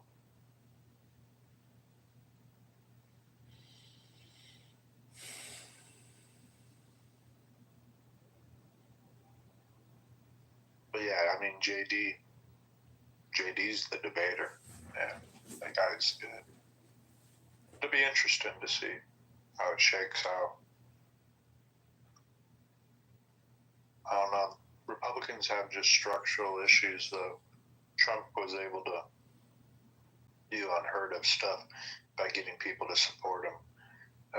Without Trump, the Republicans do not have a winning coalition. So the Republican Party needs to adopt Trump's platform is really the biggest issue. So it'll be interesting to see the turning point there. We could lead to many losses if we just revert back to the old GOP. In most changes like this, the party adopts the platform and then moves forward with, well, this is the new brand. But the current group of elites in power of the Republican Party, they're just holding on and holding on and holding on. There's something that has to budge, and there has to be something in Congress that changes it. If you listen to these Democrat rooms, do you know who their Democrat superstar is? Jasmine Crockett. They say, "Oh, that girl's got such energy, and she's so like." That's it. That's all they got. They got Bernie. They got AOC. S500. These Democrat leaders are the most ineffective leaders, but they have spam power. But to me, that's like artificial because it's like a lot of bot traffic. Their power is very paper tiger and illusory. It's just not real. But it's propaganda. I mean, it's unbelievable what they're able to achieve. But I mean, even having Stephen Colbert pulled off of CBS, that's like great news. I mean, these people are all going away, and I don't know. Again, it is like it's all about brand power. But I mean, you're right. Like everything has to go back to Trump. So I mean, his presidency, and then a successful turnover, or succession planning. I mean, like I'm sure that they're thinking about succession planning now. That's Stephen Miller. I don't know if you like him or not, but to me, that guy is like, exactly what you need to essentially write the DOJ and direct the course in many ways. I mean, I think he's, very aggressive, and Trump needs loyal, aggressive advisors to carry out real programs and projects. Oh yeah, he's the brain, man. That guy, he is really this is the Stephen Miller presidency behind the scenes. He's the strategist. He's been with him since day one, and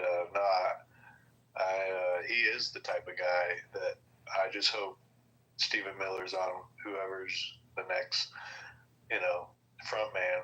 I hope Stephen Miller's there in the background because he can get this shit done for sure.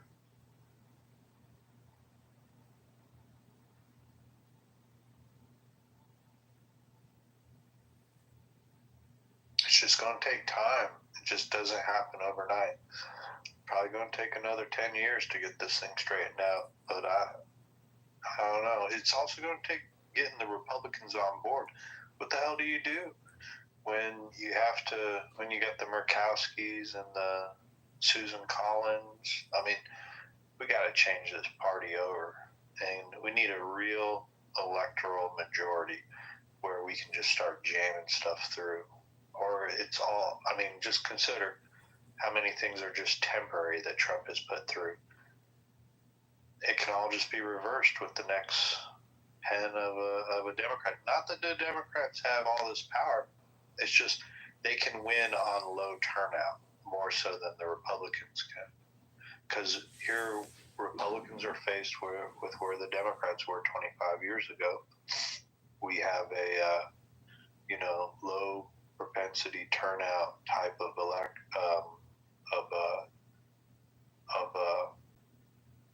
voters, and you're going to see it in midterms. People are going to wonder why did we lose the midterms? Well, because we got all these people that just come out and vote in the presidency, but they don't come out and vote. They don't go and vote in the midterms, and it's like the whole roles have reversed in the last 25 years. So it's I don't know. There's just structural issues inside the Republican Party.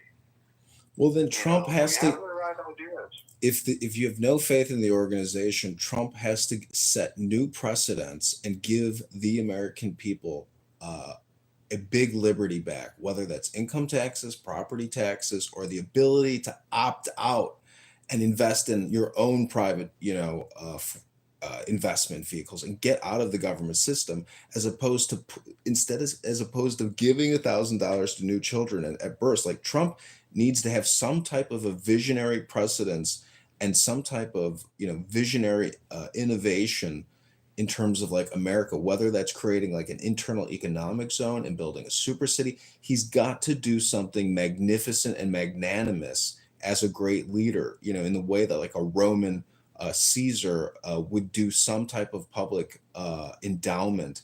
If he just keeps focusing externally and running it, like a smooth, brain clean ship, I mean, it's not magnanimous enough. He has to do something that the Democrats have to stand at awe of and say, wow, this was truly a great man and an incredible decision and a worthy, triumph type operation. Like, he's got to do something magnanimous that, he will firmly be cemented in the history of time for the American voter. I mean, and that every Republican can refer to as being some type of great liberty restored to the American people. Yeah,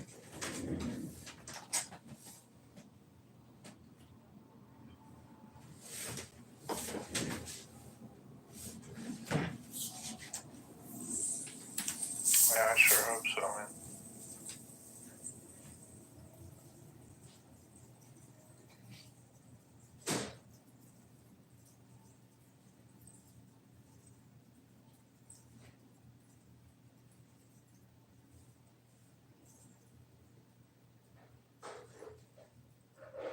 I think when they overturn some of these pardons, they perp walk Fauci, and they arrest John Brennan, I think you'll start to see that they're moving into action.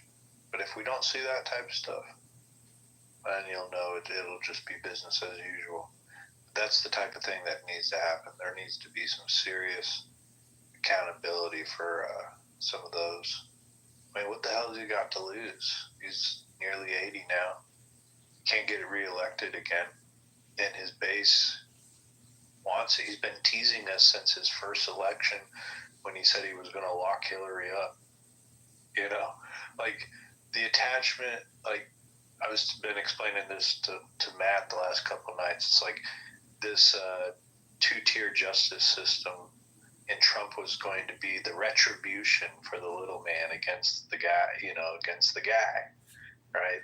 That if he's got to follow through with that, if he doesn't follow through with that, I think it's lost. Like, I think there's going to be a set group of voters that will never vote again. They'll feel like we had our guy, we had our chance, and he didn't wreck the system. He didn't strike the elites like we thought he was going to. And he teased us since day one about locking Hillary up, and now he doesn't deliver. So, I think they're going to move on this stuff. I hope they are. And I think it'll get really good when the left starts crying, well, look, he's a dictator. He's going after his political opponents. Well, hell, his base wants this. And then we'll know real change is we're moving towards real change if he actually follows through with locking some of them up. I mean, it's got to be hundreds of people. The USAID fraud has been going on for so many fucking years.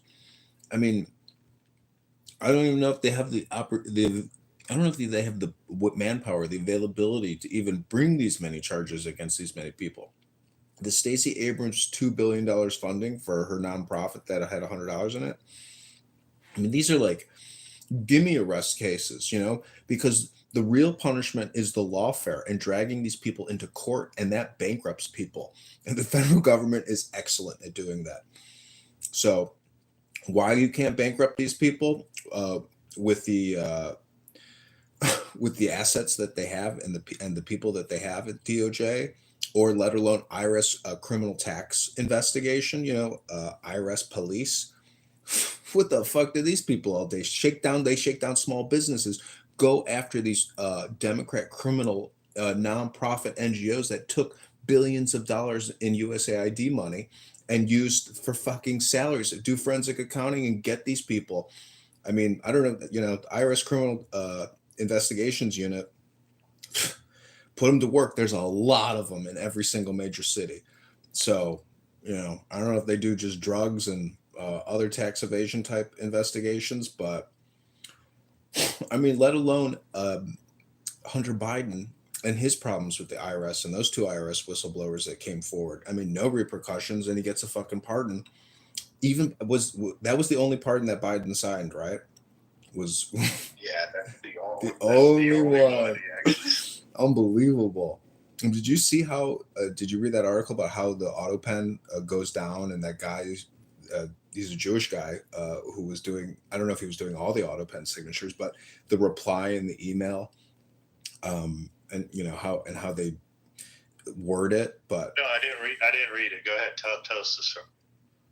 I can't remember his name, but anyways, it's just the response in the email that they would use to generate the auto pen. I can't remember the exact sentence they used at the end of it, but it's just interesting how, you know, they did how you do business in the White House, especially for a guy who, you know, is not all there. But it's like the White House is, you know, it's this huge organism with all these people, and you know, on X, Ivan Raiklin, the deep state marauder, he really has a problem with what's her name, Sherry Wiles, former Pfizer. I don't know what her VP or anyways, she's like Trump's, you know, number one basically, right? Isn't she his? Do you know who Susie Wiles is? Chief of staff. Yeah. So you know she's like, I mean, if Trump is really tight with her and has and loves her and has a great relationship with her, I mean, is there any other reason why she would be there unless he's, you know, very fond of her? So it's like, how are all these people so critical of this woman and the power that she wields, I guess, in vetting? And, you know, Laura Loomer has essentially fucked up a couple people now who are like Biden holdovers. So without Laura Loomer, all these deep state cocksuckers are still there. Fucking Laura Loomer has outed a lot of pieces of shit. So clearly, I mean, maybe it's too much for Trump to even think about and contend with because it's that big of an organization and he's got to have faith in it. But when Laura Loomer is doing the vetting, I mean, there's a problem. Yeah, she has caught a few. It's it is too big. That's the biggest problem. It's really too big. They need to sell off a ton of land. They need to close up a bunch of these organizations. They're moving towards it. I think this is our time. But I really feel like he's not going to be able to finish the job. Like, the job is so big. It's kind of like when I lived in New Orleans. I remember them saying New Orleans was such a screwed up city that one mayor, even in an 8-year term, could never fix all the problems in the city. And, you know, you just patch what you can while you're there and get a accomplished what you can. And that's kind of what's going to happen with Trump. It's so bad that he doesn't have enough time to fix it all. And we're just going to have to, I'll be grateful if he just gets rid of a couple million illegals. I'll be grateful for it. Like, it's better than where we were.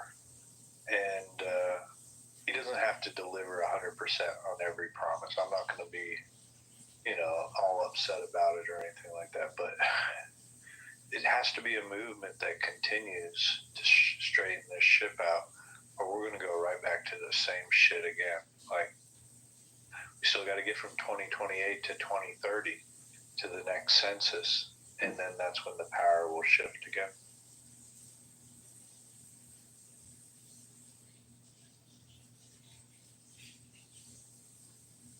If he can ban the illegals being counted, they're challenging that now, getting that either ruling overturned or pass some legislation to make it where illegals won't be counted in the census moving forward.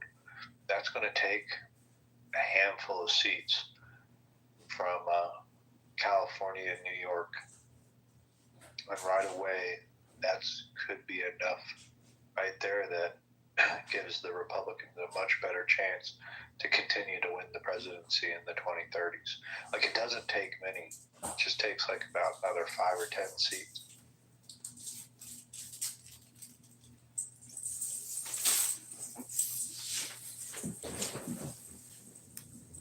Yeah, I'm running in the 16th district of Illinois against Darren LaHood, and he's a vaccinologist, created $20 trillion in debt, and he's taken in $10 million plus from big pharma, big healthcare. And, I'm just running as like a fiscal conservative against big borrowers and big spenders. But, he's got $10 million to spend in ads. But what I'm going to do is try to organize debates with the Democratic candidates in order to get some publicity. So I'm going to try to get them to come on Clubhouse. I need somebody to moderate or do the debate. But I bet you these Democrats would agree to come on to a debate. But this guy has 10 million plus, and his father used to work in the Obama administration, and they're just a bunch of lawyers. But it's amazing how a lawyer can do so much business, in terms of lobbying and government involvement, even if you're in office as a congressman, either through families or just doing it. I don't, what is the clause, I guess, that supposedly prevents you from doing business as a congressperson or a senator? Is it do they have like an emoluments clause? And you have they do. And you have to be out of office in order, but because Trump got all of these reparations and paybacks from all these law firms that fucked with him with Russiagate, and he made them donate those hours and tens of millions of dollars, I guess, to pro bono work on issues that he wants, or I guess DOJ is just using them as contractors for free. Anyways, I'm trying to unseat this guy, Darren LaHood, in the 16th district, which is Rockford and Peoria, Illinois. Good job, bro. Just keep pushing at them. So it takes a lot of courage to stand out there and do that. So appreciate it. Thank you for your courage. Yeah, I mean, at $37 trillion, and the fact this guy goes uncontested, nobody's even going to run against this guy. There should be 30 people that apply to be a congressperson. It takes 15 minutes to apply on the FEC website. So that just shows you how unactivated and how uninvolved everybody is, whether it's Republican or Democrat. No, it should be a huge competition for these congressional seats, but it's not.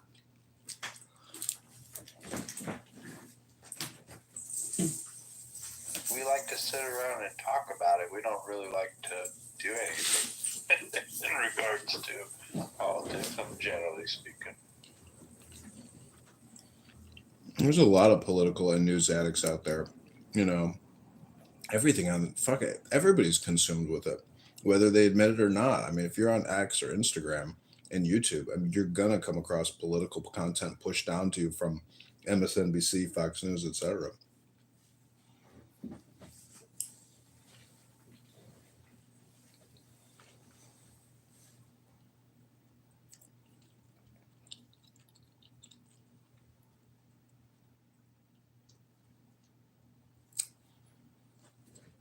I mean, I feel like this app in some ways got Trump elected because of Kennedy.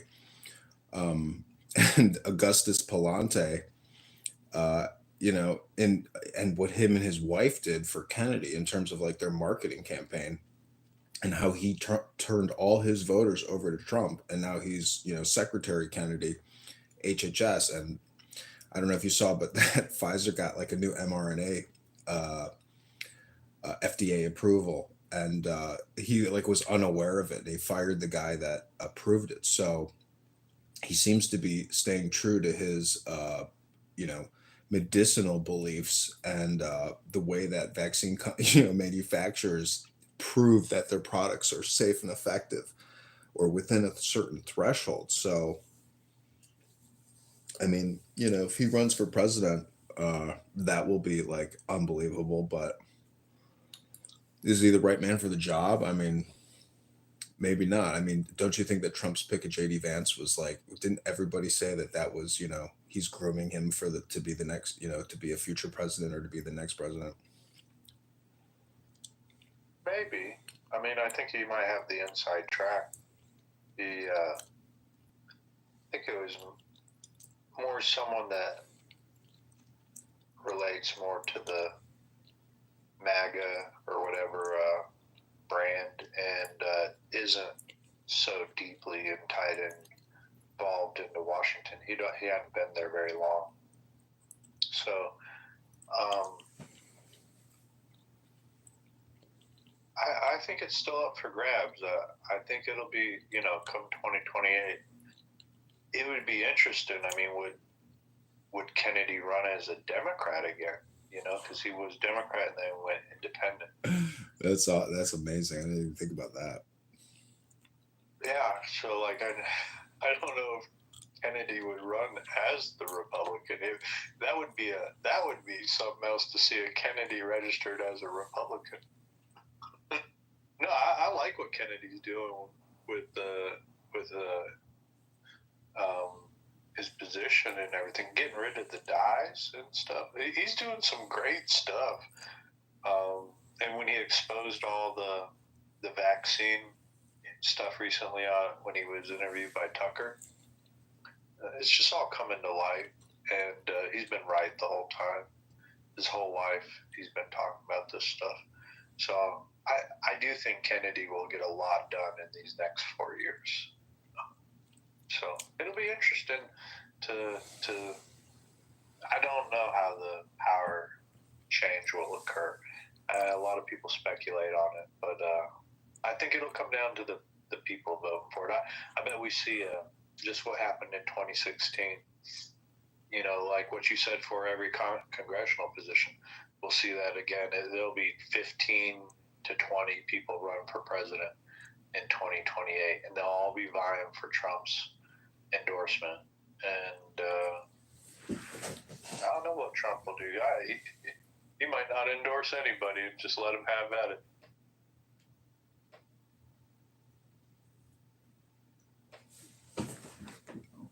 I don't know. He'll endorse somebody. That's just too valuable of an endorsement not to award on somebody, you know, that he favors. He's very, you know, he's genuine and authentic, like, and he loves this country. He's not gonna you know, pull a rug or anything. I mean,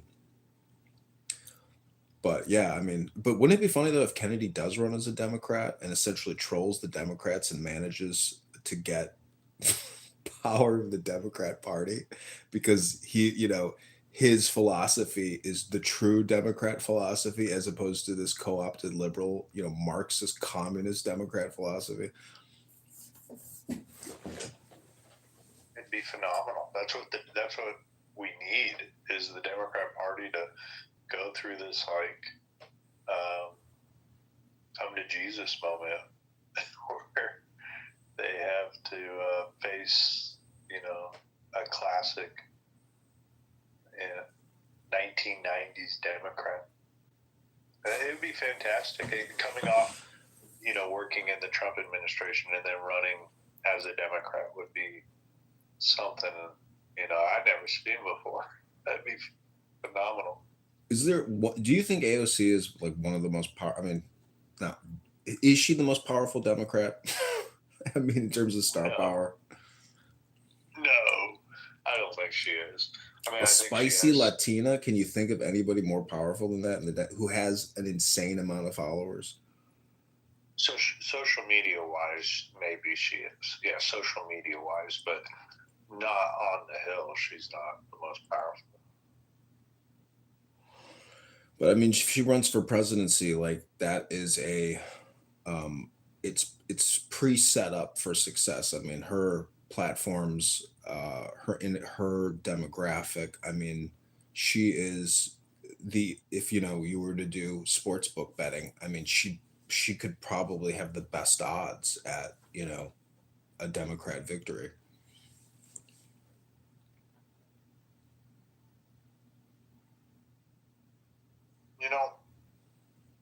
I didn't believe it when I started talking politics online about a decade ago, and I didn't believe there was so many people that were against having a female president. But there's a lot. There's a lot that just would write it off that they don't want a woman president. I don't know. I don't think I'll see that change here if she was. She's got to have the it factor, and she really doesn't. When she gets up on stage, her and Bernie's tour, she looks like a bumbling idiot out there. That it works well for her sycophants and for like the true believers. But is she going to be able to get out? Like, how is she? The optics of her getting out in front on a main stage. Where she's not just around, her choir, because that's all we ever see her around. We see her around these real leftist, socialist campaign events and stuff like that.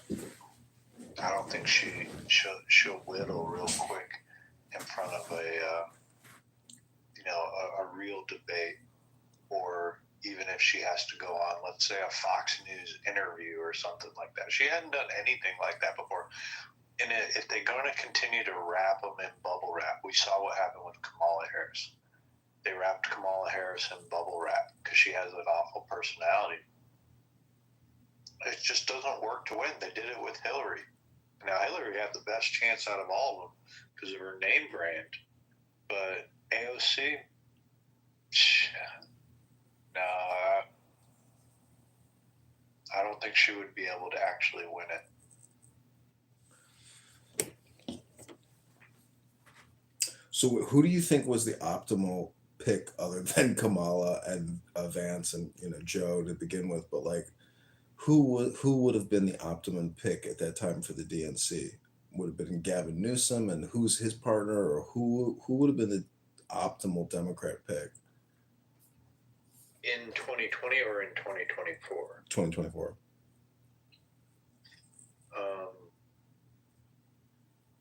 Because the only one that has that is the it factor, like the politician, and not that he has the support, but he has the